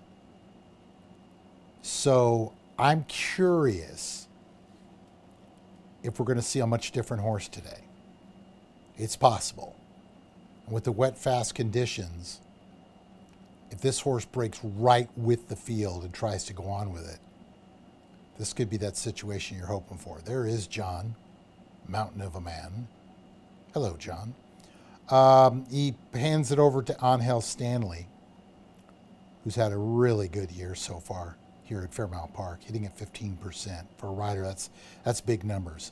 But as I mentioned, I'm going to use all 4 of them, the 1, 2, 6, and 7. I see the 6-horse on top. We're taking a big swing, 11-1. Woo! Hopefully that's the way it works out for this one. Swirlwind with the W. 6271. I'm using all 4 in the late pick 3. Do want to also mention at the conclusion of this race, the HBPA is going to be recognizing Brody Martinez with a trophy signifying his very first winner as a jockey, and I think that is fantastic. So way to go, HBPA. 6271, late pick 3, starting coming up in 10. Good luck.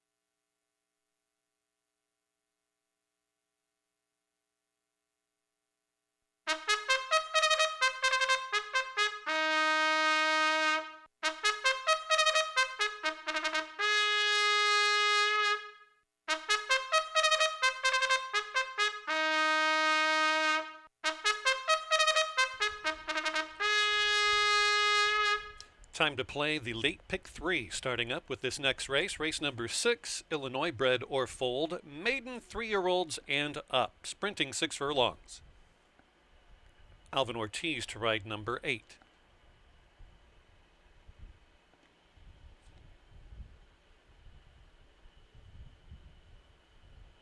Pick 3, Superfecta. Rolling daily doubles, trifecta, exacta, win, play, show, wagering, post time 8 minutes.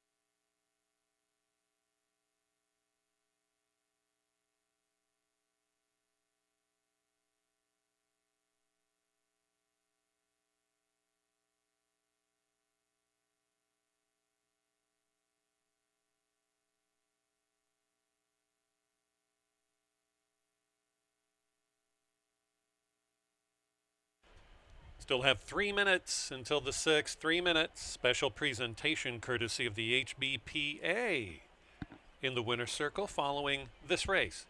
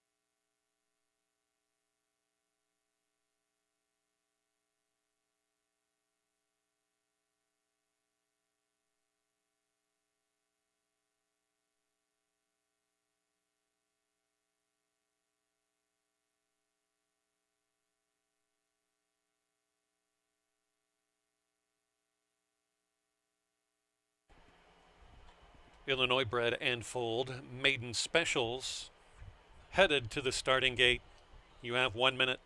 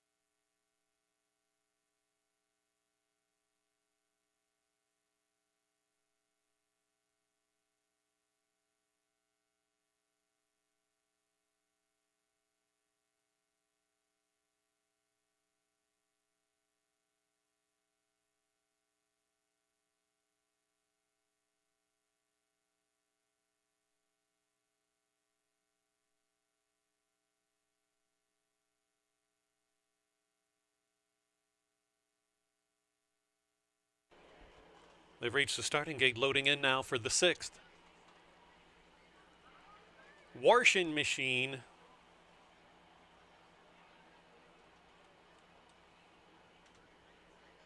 DeLong shot.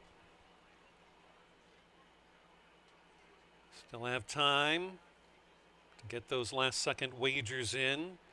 I'm Thirsty Kid and Swirlwind.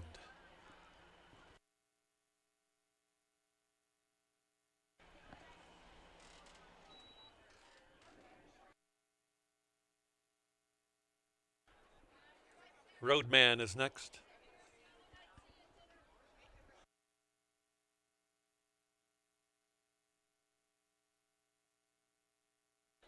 Let's see, behind the gate we have Midwest Wildcat and Looking Macho, the next two. Then we'll have Dandy Ruby, one of the three debutees.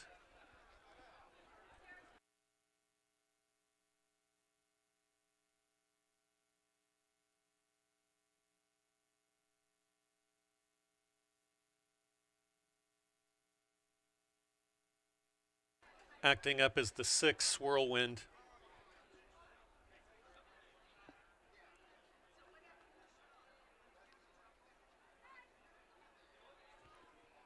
Assistants guiding in, Dandy Ruby. And now Dandy Ruby decides to throw an absolute fit, and is sat down. We'll have a delay here.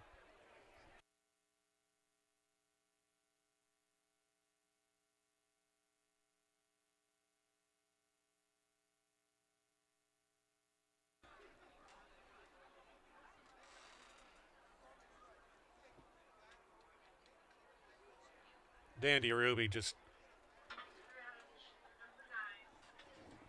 Thank you, Judge. Order of the Steward, scratch number 9 from the 6th race. Number 9, Dandy Ruby, has just been scratched from the starting gate.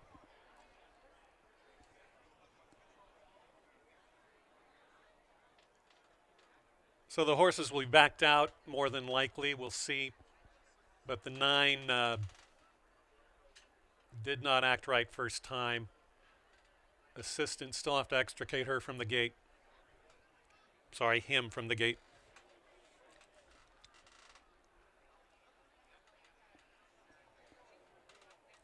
Late scratch, number 9, Dandy Ruby.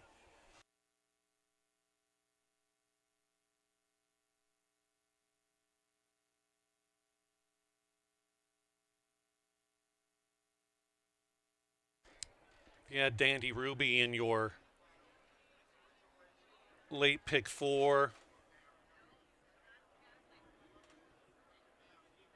any rolling doubles, you'll receive a consolation in your doubles if you had the 9 involved.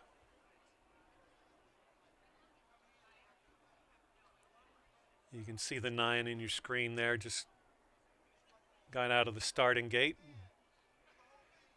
He will have to go back to school.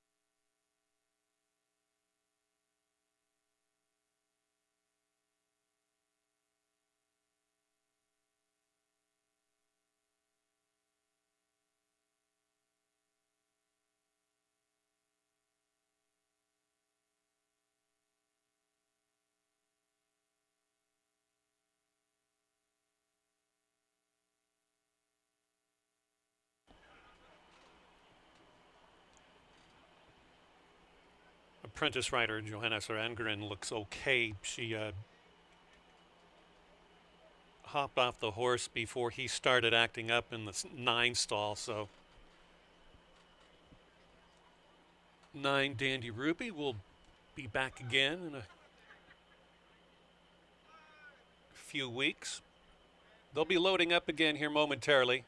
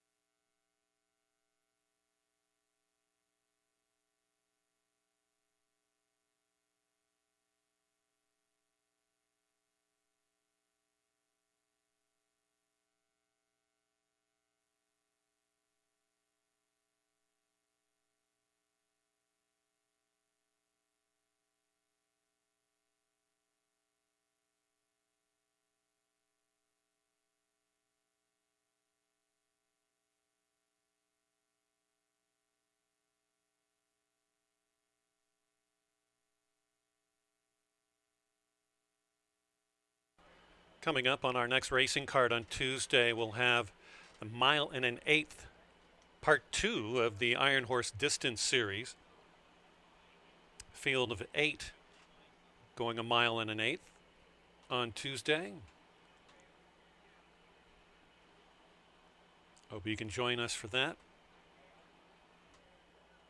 We'll start the Sprint Series, courtesy of morningline.io, throwing in some hard cash.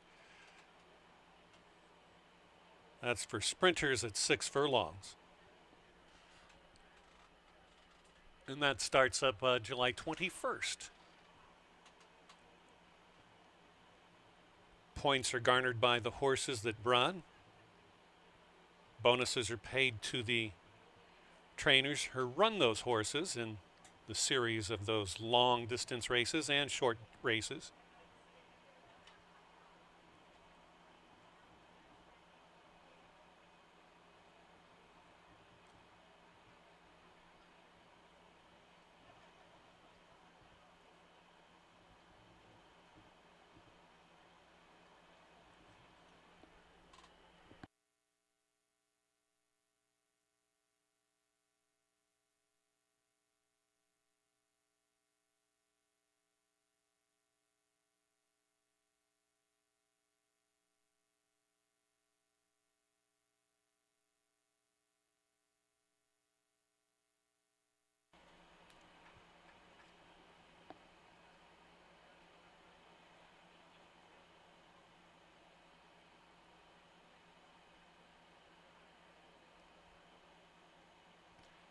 Riders getting back aboard now for the 6th.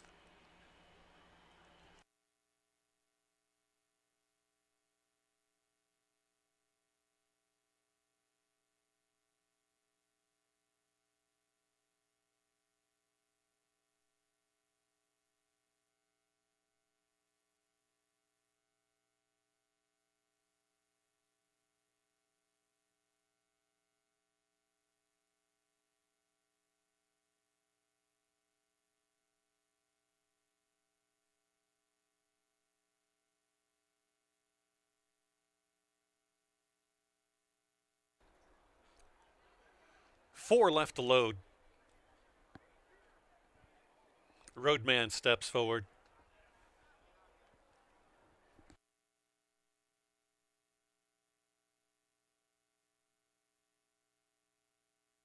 Eerie Song.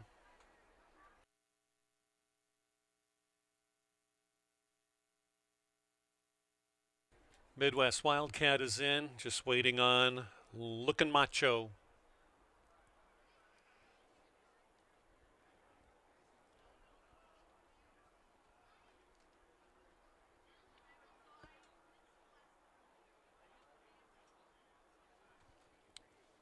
Midwest Wildcat turns sideways.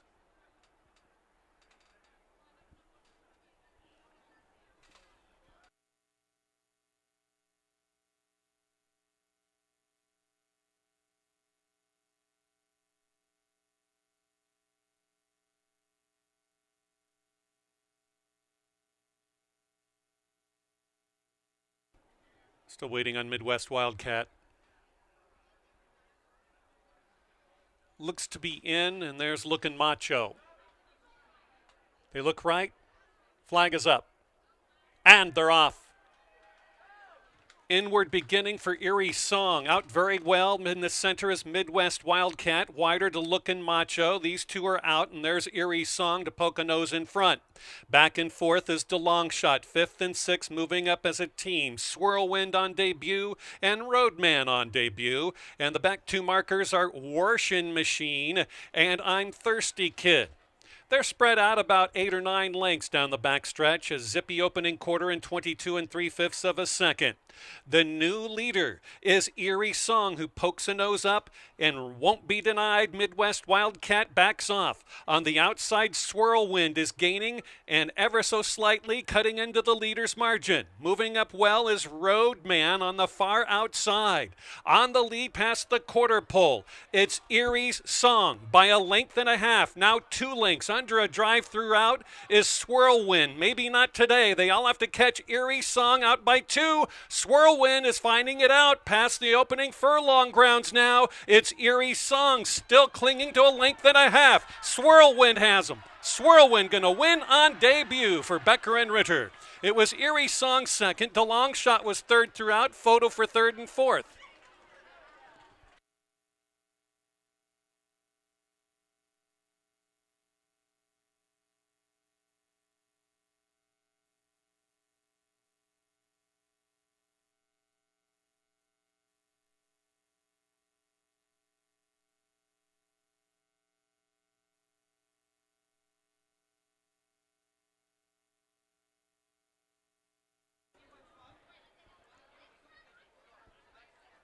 Six, 7, 5, and a photo.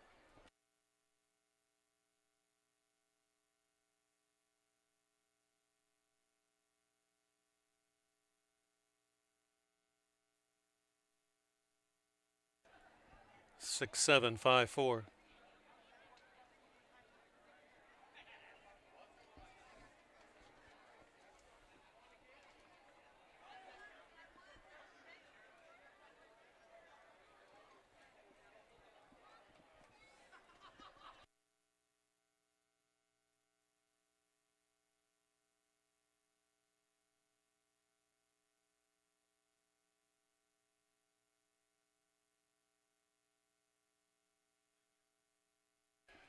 Riders claim a foul. 4 versus 7. Does not involve your unofficial winner, number 6. 4 versus 7.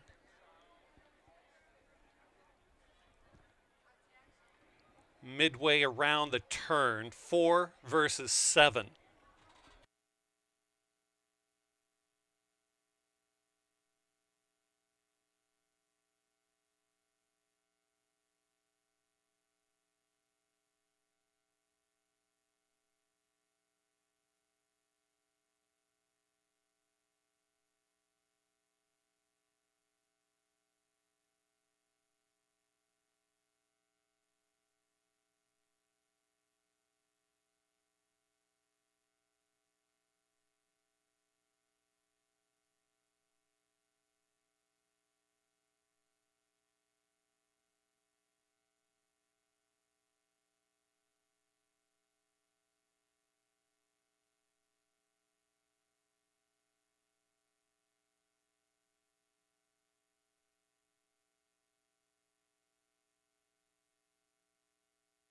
In the winner's circle steps number 6, Swirlwind, and jockey Victor Santiago.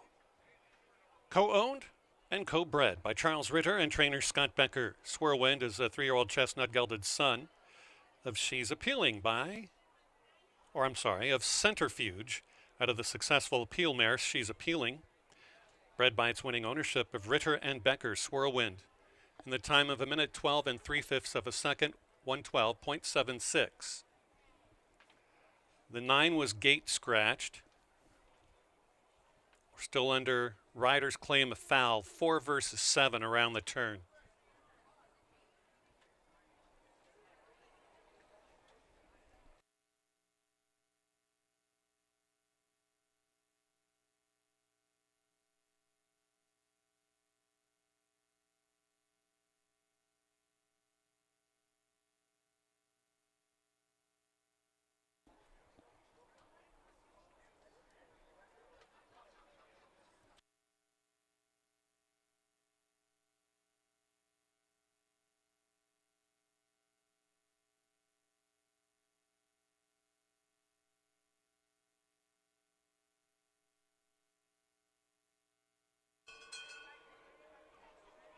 More money donated, courtesy of the Winning Connections to Thoroughbred Aftercare.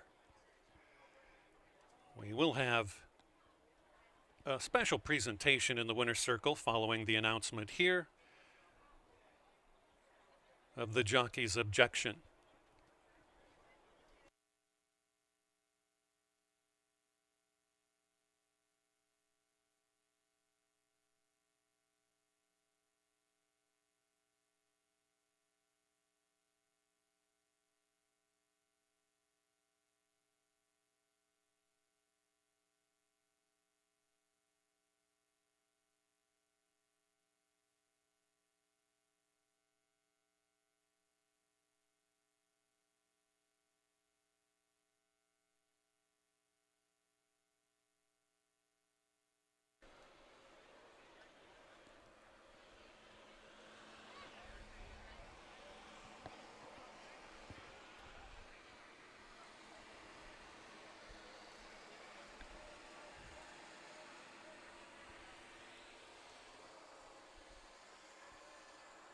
It was only a few days ago down in the winner's circle where this kid came out of nowhere and the barn areas, growing up around horses his entire life.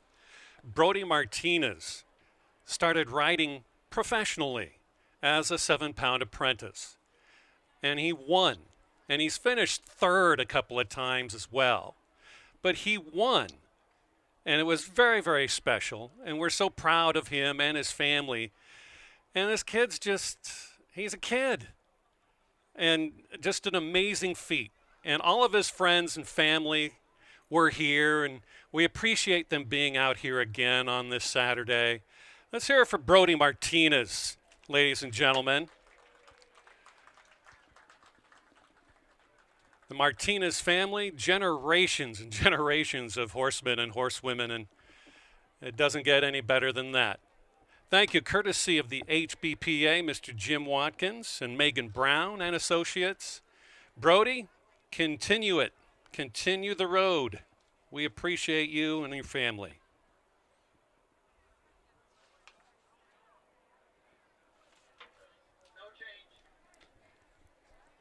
Thank you, Judge.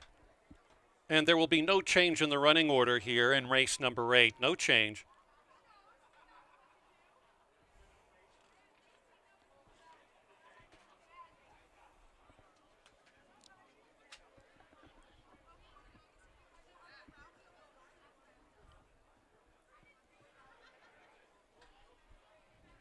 And we'll look to see Brody in the winner's circle here again in the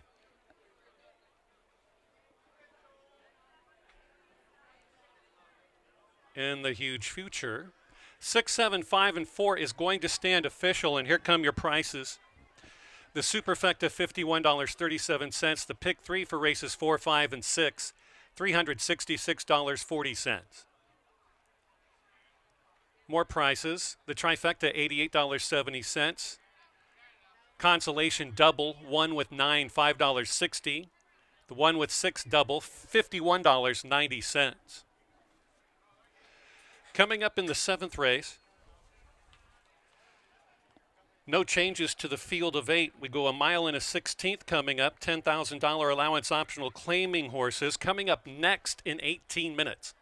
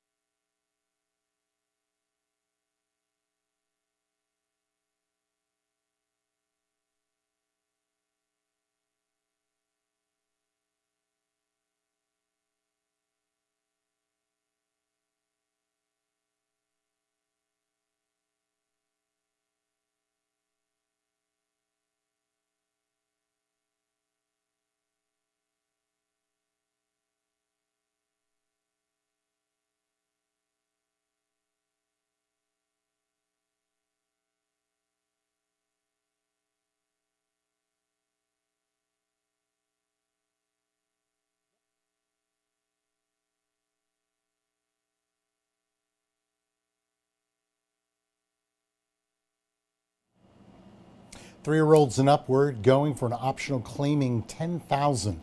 Non-winners are won at the distance of 1 mile and a 16th. Welcome back, everybody. 14 minutes to post for race number 7. But we're going any further. How about that swirl win? That was impressive. Broke okay. Well, not great.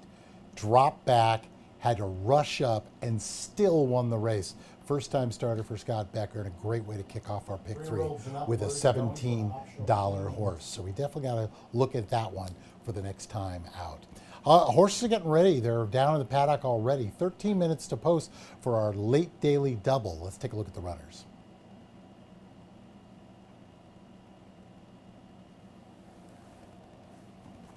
See if we can build on this. We're using 2 horses in the race, and this horse right in front of you is our first horse. 2 to 5 on Berlin time for the players here. 2 to 5. Wow, that is low.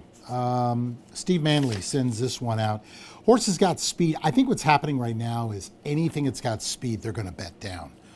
And that, considering how the day has gone, yet this last race was the first time that a horse actually won who wasn't on the lead the whole way. Manley sends this one out after a wire-to-wire win in a non-winners of 4 coming in from Fairmount Park for a debut win here at Fairmount. This horse is 3 for 8 in the winner's circle, 6 for 8 hitting the board. Brisnet speed number 87.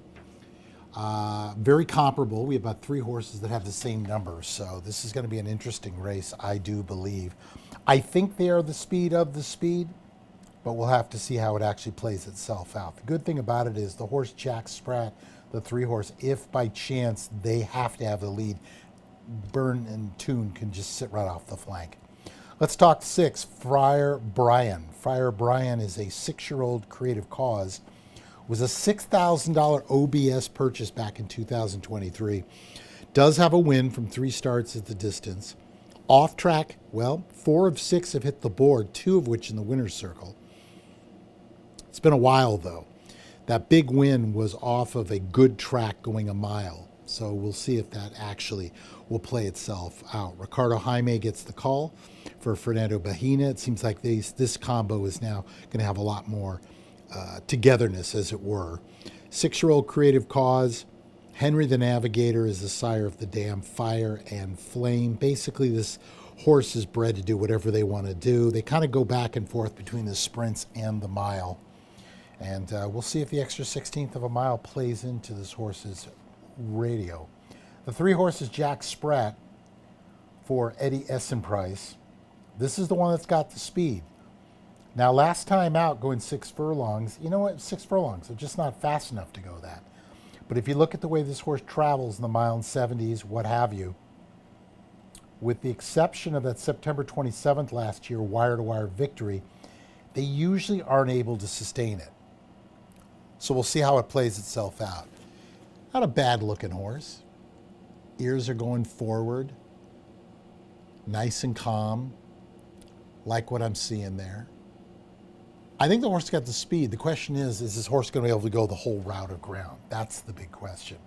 Rounding out the top 4, Lemon Drop Shot. You guessed it. He's a Lemon Drop kid on the dam side. Bred by the Tommytown Thoroughbreds. This is a Calbred for Fernando Bahina with 2 here in the race. Javier Tavares looking for his 3rd winner on today's card. He was aboard this horse back in October of last year. 1 mile and 16th on the sloppy track. And they won that race pretty handily off the pace. They're going to need some help up front, but we'll see if it plays in their favor. 3 for 9 at the distance. They do have a win on an off track, the one we just mentioned, and have hit the board in 3 of 5 starts. So it looks like an interesting horse. As far as the pick 3 is concerned, as you already know, I'm using 2 in the race. And if I'm right, I'm right. If I'm wrong, I'm wrong. Burn and Tune to me looks like the one to beat.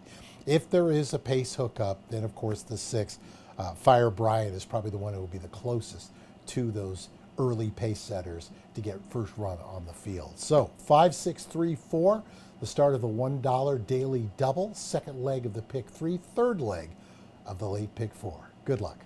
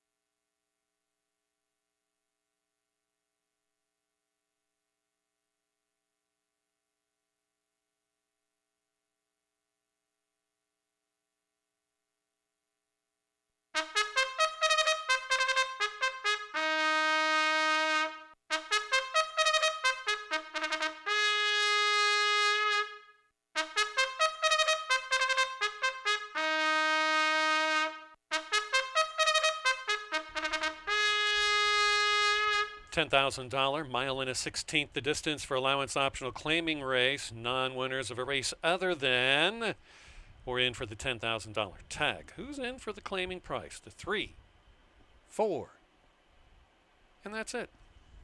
Field of 8 to contest the distance that will be the same as the August 29th $250,000 St. Louis Derby. Hope you can join us for that Saturday action. This is your reminder. 3-year-olds that you may have seen already today at various places. Hopefully we'll be here in droves for that particular race. Time to play the late daily double, exacta, trifecta, superfecta, win, play, show, wagering, 7 minutes.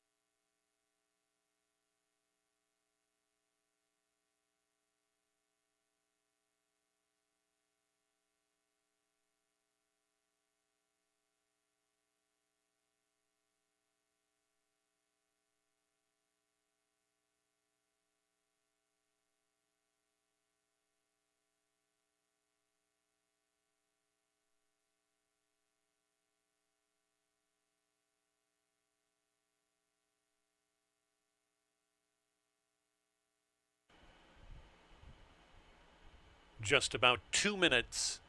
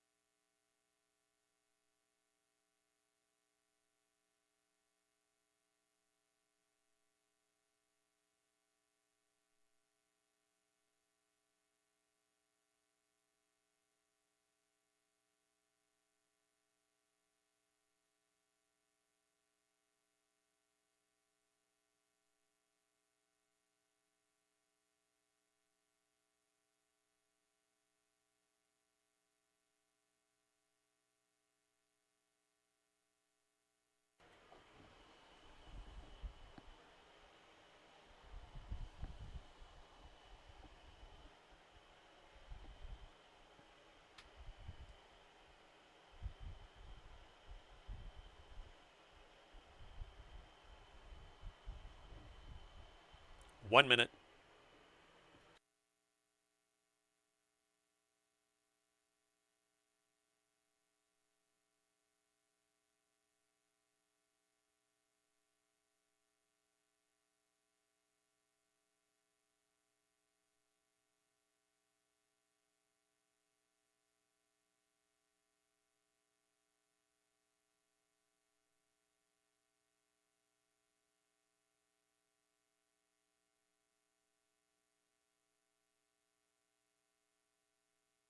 Field approaching the starting gate.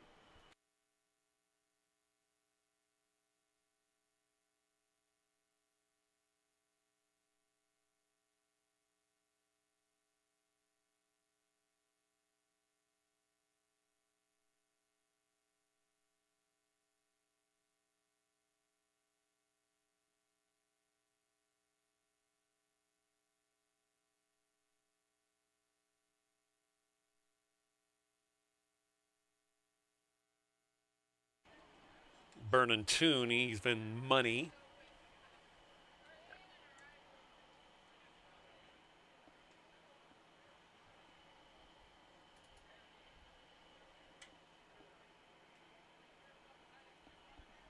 Seventh race has reached the starting gate.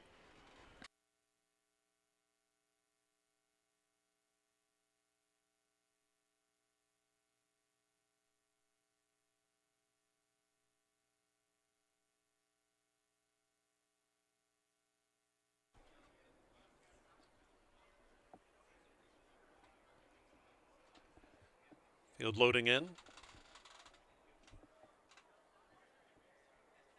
Strope, Weslin, Jack Spratt next.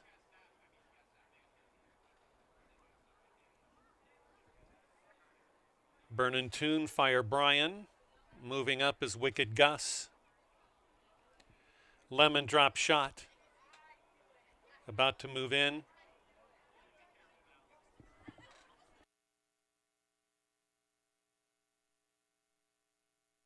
Lemon Drop Shot, last one in. In the gate, ready. And they're off.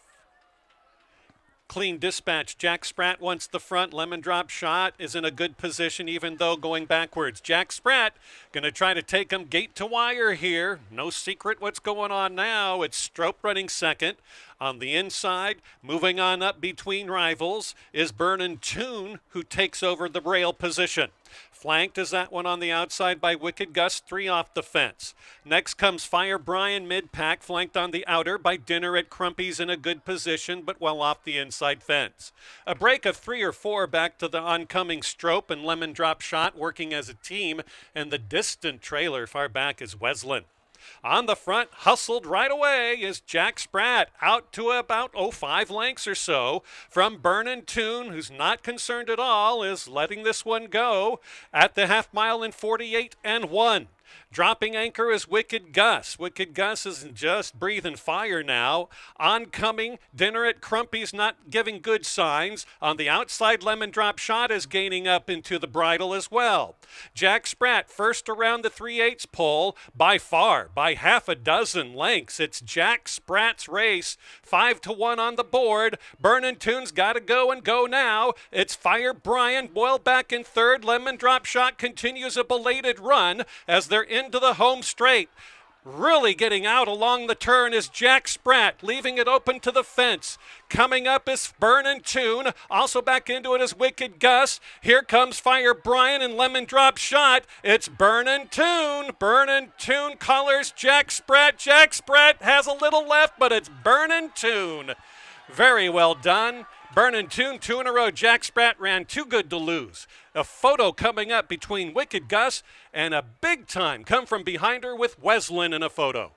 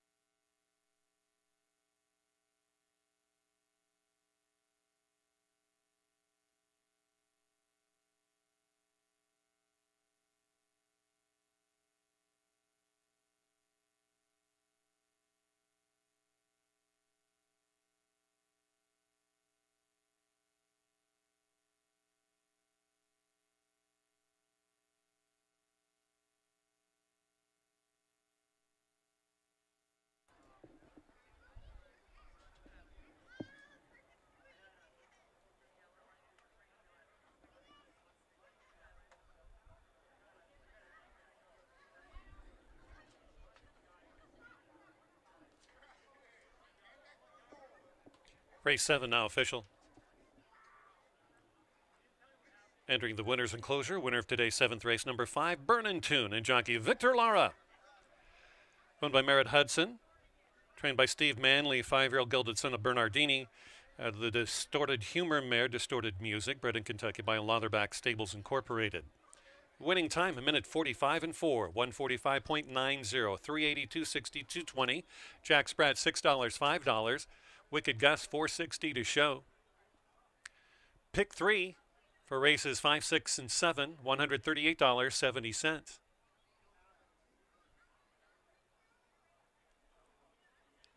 Exacta $14, trifecta $36.80. The double for races 6 and 7, $15.70. 10-cent superfecta, just over $77. Eighth and final race, scratch out number 8, One Putt Richie. 6 furlongs for a $4,000 starter allowance coming up in 19 minutes.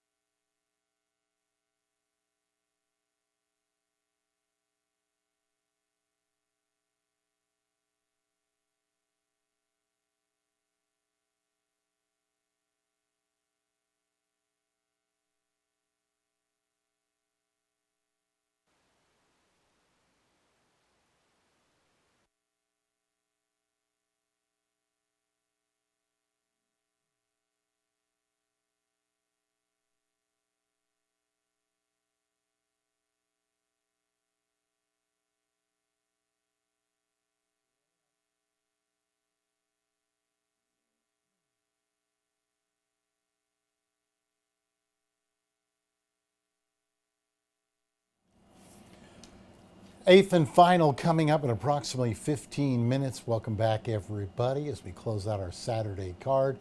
Reminder, Tuesday, regular day of racing, Horse Hooky Tuesday, for those who'd like to come out during the summer. And, well, there's been a lot of you recently. One reminder, it's an 8-race card, 130 post, and I've already gone through it. It's very challenging, so you're going to want to bring your thinking caps for Tuesday's card. First thing first, though, we got to get right to it. 6 furlongs the distance. These are starter $4,000 group, and we're still alive in the late pick 3. Let's see if we can close it out.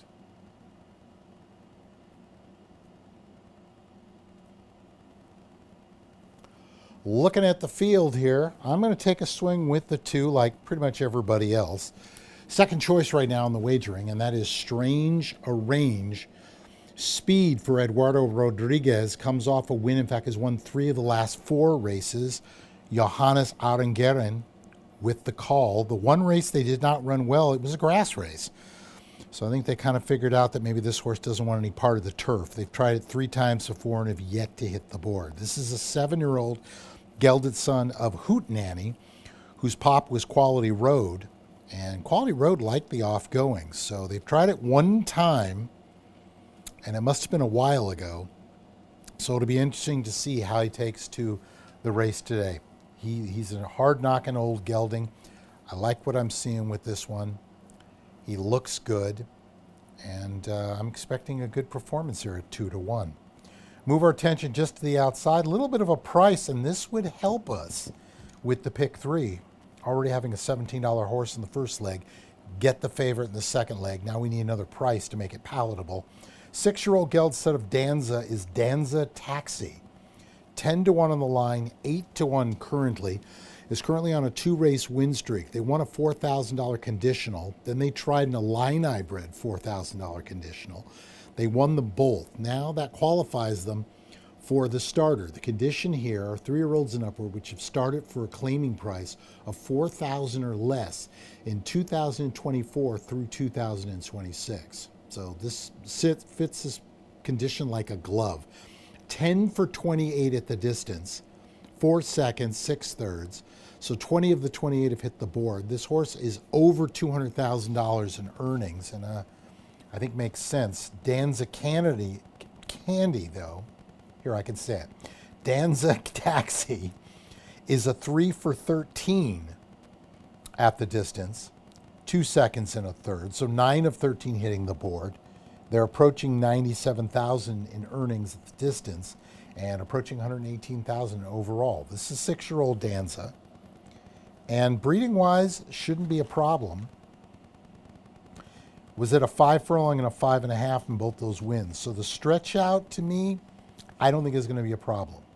The problem is, like we saw in the last race, and it did end up working in the off-the-pace favor, we've got 2 or 3 horses who look like they're all going to be doing the same thing, all battling. And if that's the case, it really sets up for a horse coming off the pace. The 7 horse, Rencarino, could be that horse. In fact, right now I'm feeling a little bad that I don't have this horse in the pick 3. Armando Hernandez, 8-year-old Mineshaft. Here's the key why I didn't include. 2 for 24 at the distance of 6 furlongs. 9 seconds, 3 thirds. Likes to come in second a lot.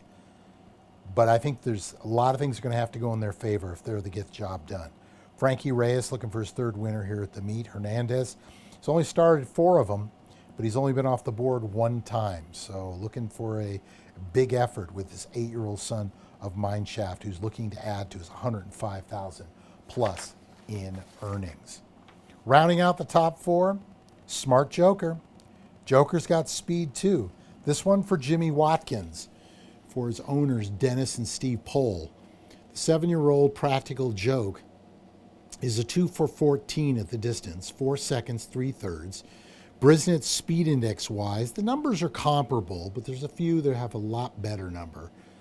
So I'm not sure if today is the day for them. They have competed at the $5,000 starters in the last 2 races on May 23rd and June 13th. And both of them were very good runner-up performances. They've got speed. I think they kind of have to go. I don't think there's a real round for wiggle room. You see, there is all tacked up, and I can see Jimmy already over there in the multicolored shirt with the sunglasses. Go get him, Mr. Watkins, hitting at 23%, looking for his 17th winner at the current meet. Interesting indeed. Corey Orm gets the call. Corey looking for another winner on today's card.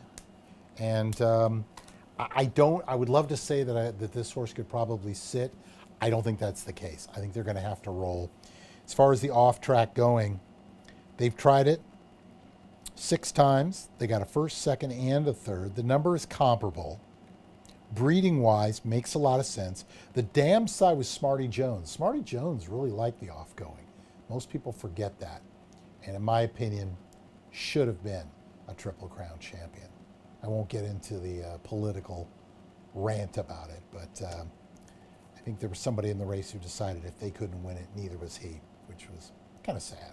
Anyway, 2-3-7-5 is how I am seeing this race. We're live to the 2 and the 3. We've got the 2 Strange Arrange on top.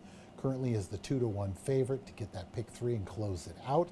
For the rest of you who are alive in your pick 4s, I say good luck to you. Also, remember, 1:30 post on Tuesday, 8 race card. For everyone here, our track announcer, Keith Nelson, and of course, everyone at Excel Entertainment, thank you so much for being with us here at Fairmount Park. Have a wonderful evening. Good luck in the nightcap, and drive home safe. Good night.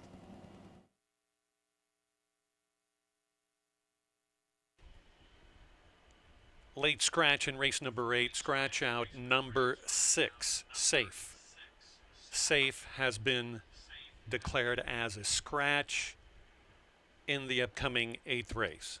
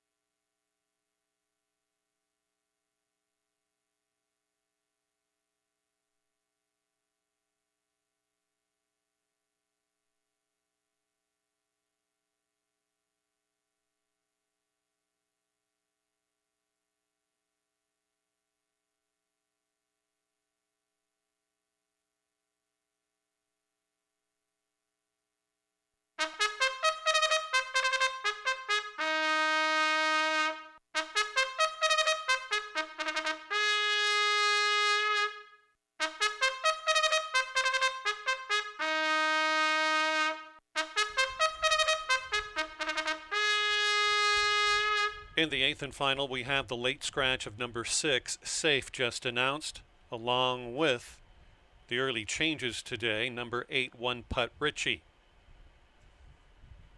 So we're down to a field of 8 in the 8th and last, exacta, trifecta, superfecta. Win, play, show, wagering, post time 7 minutes.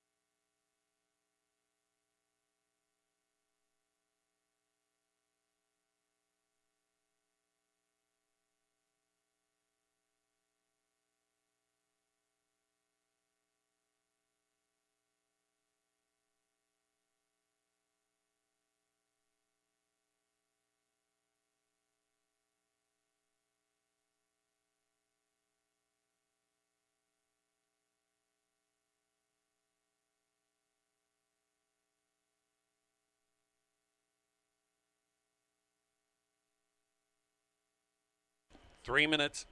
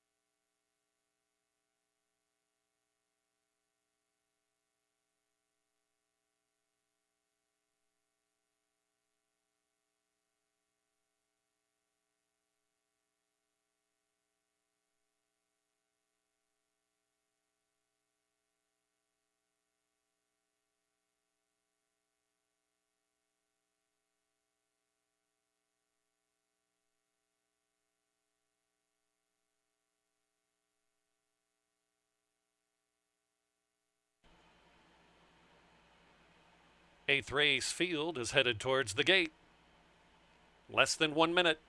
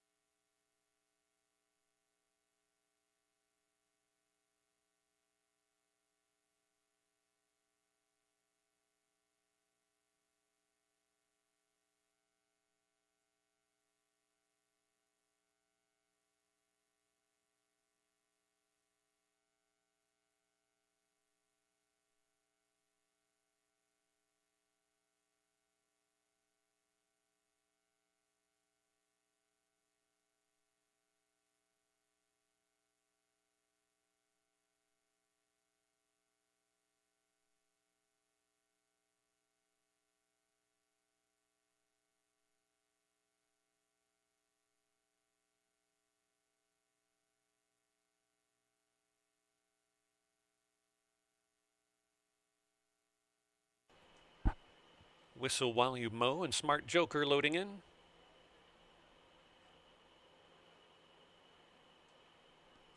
Strange Range.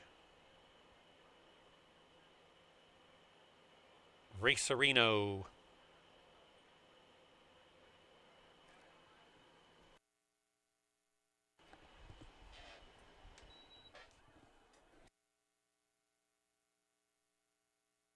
Couple left to load. Pontus. Excellent Empire.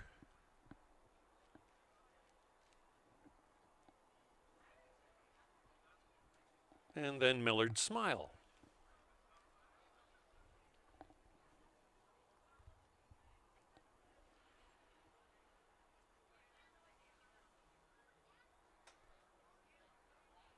Final race in the gate. Flag is up.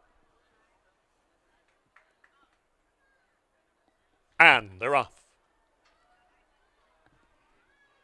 Good beginning in the center for Smart Joker. Got the front along with Danza Taxi. These two out and wider to Racerino, who's in the top foursome. Whistle While You Mow, easy to spot. The gray along the fence is just a length back in fourth. On the move is Strange Arranged, now fifth and vying for the front on the inside rail. What a brave move by the apprentice rider, and she goes right from fifth to the lead. It's Strange Arranged to go in front of both Danza Taxi. Their Smart Joker in a precarious spot, flanked on the outer by Racerino. Next comes a good move for Excellent Empire, who's gaining up. And then farther back, Whistle While You Mow, and then out the back is now Pontus, who's gaining some ground, and Millard Smiles out for a little afternoon workout. They're into the straight now. It's Racerino and Strange Arrange. Trying to poke through as Danza Taxi got closed up. Excellent Empire is gaining. Smart Joker bows out. It's Strange Arrange and Racerino. Strange Arrange weaving it out in the lane to score by 2.5. Racerino second, Excellent Empire third, and then it was Danza Taxi.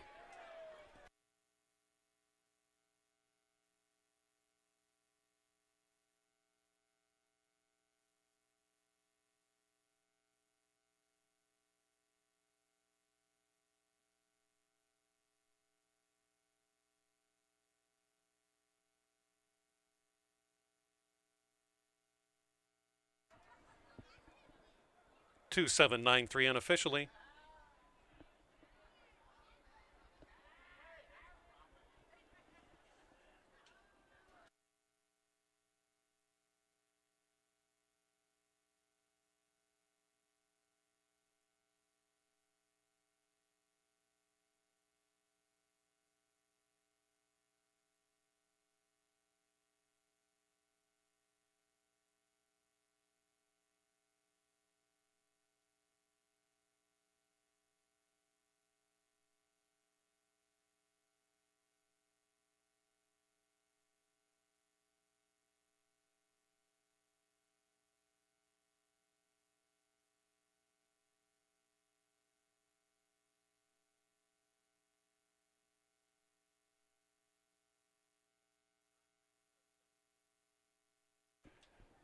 Riders claim a foul, 9 versus 7. It does not involve your unofficial winner, number 2. It does not involve the 2. This is 9 versus 7.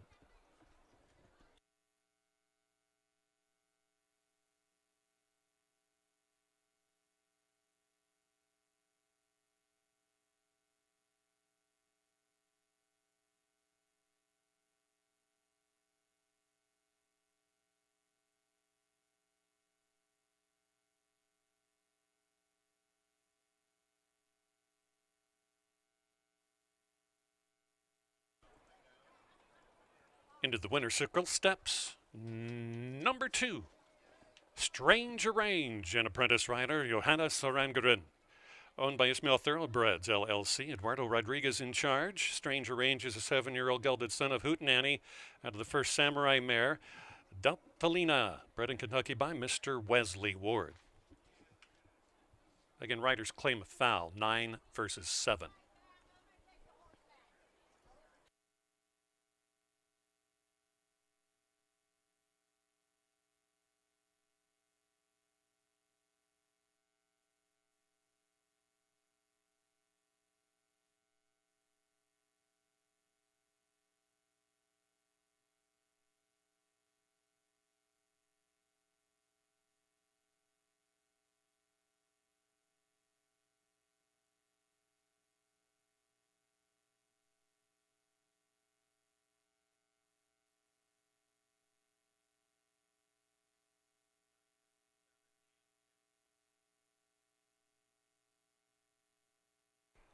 So they have added the unofficial winner, number 2, to the objection.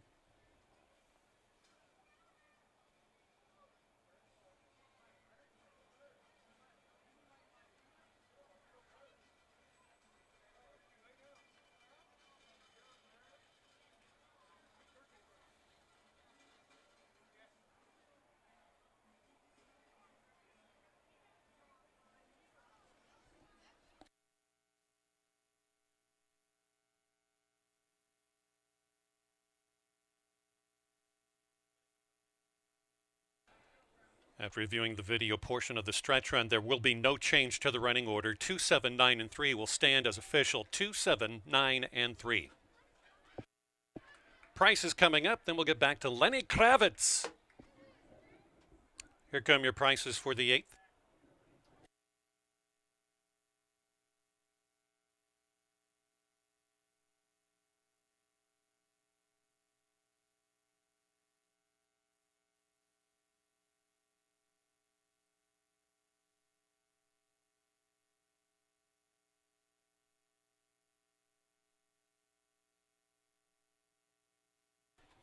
Here are your prices for race number 8. The winning time for Stranger Range, 1:11 and 3/5 of a second, 1:11.69 seconds.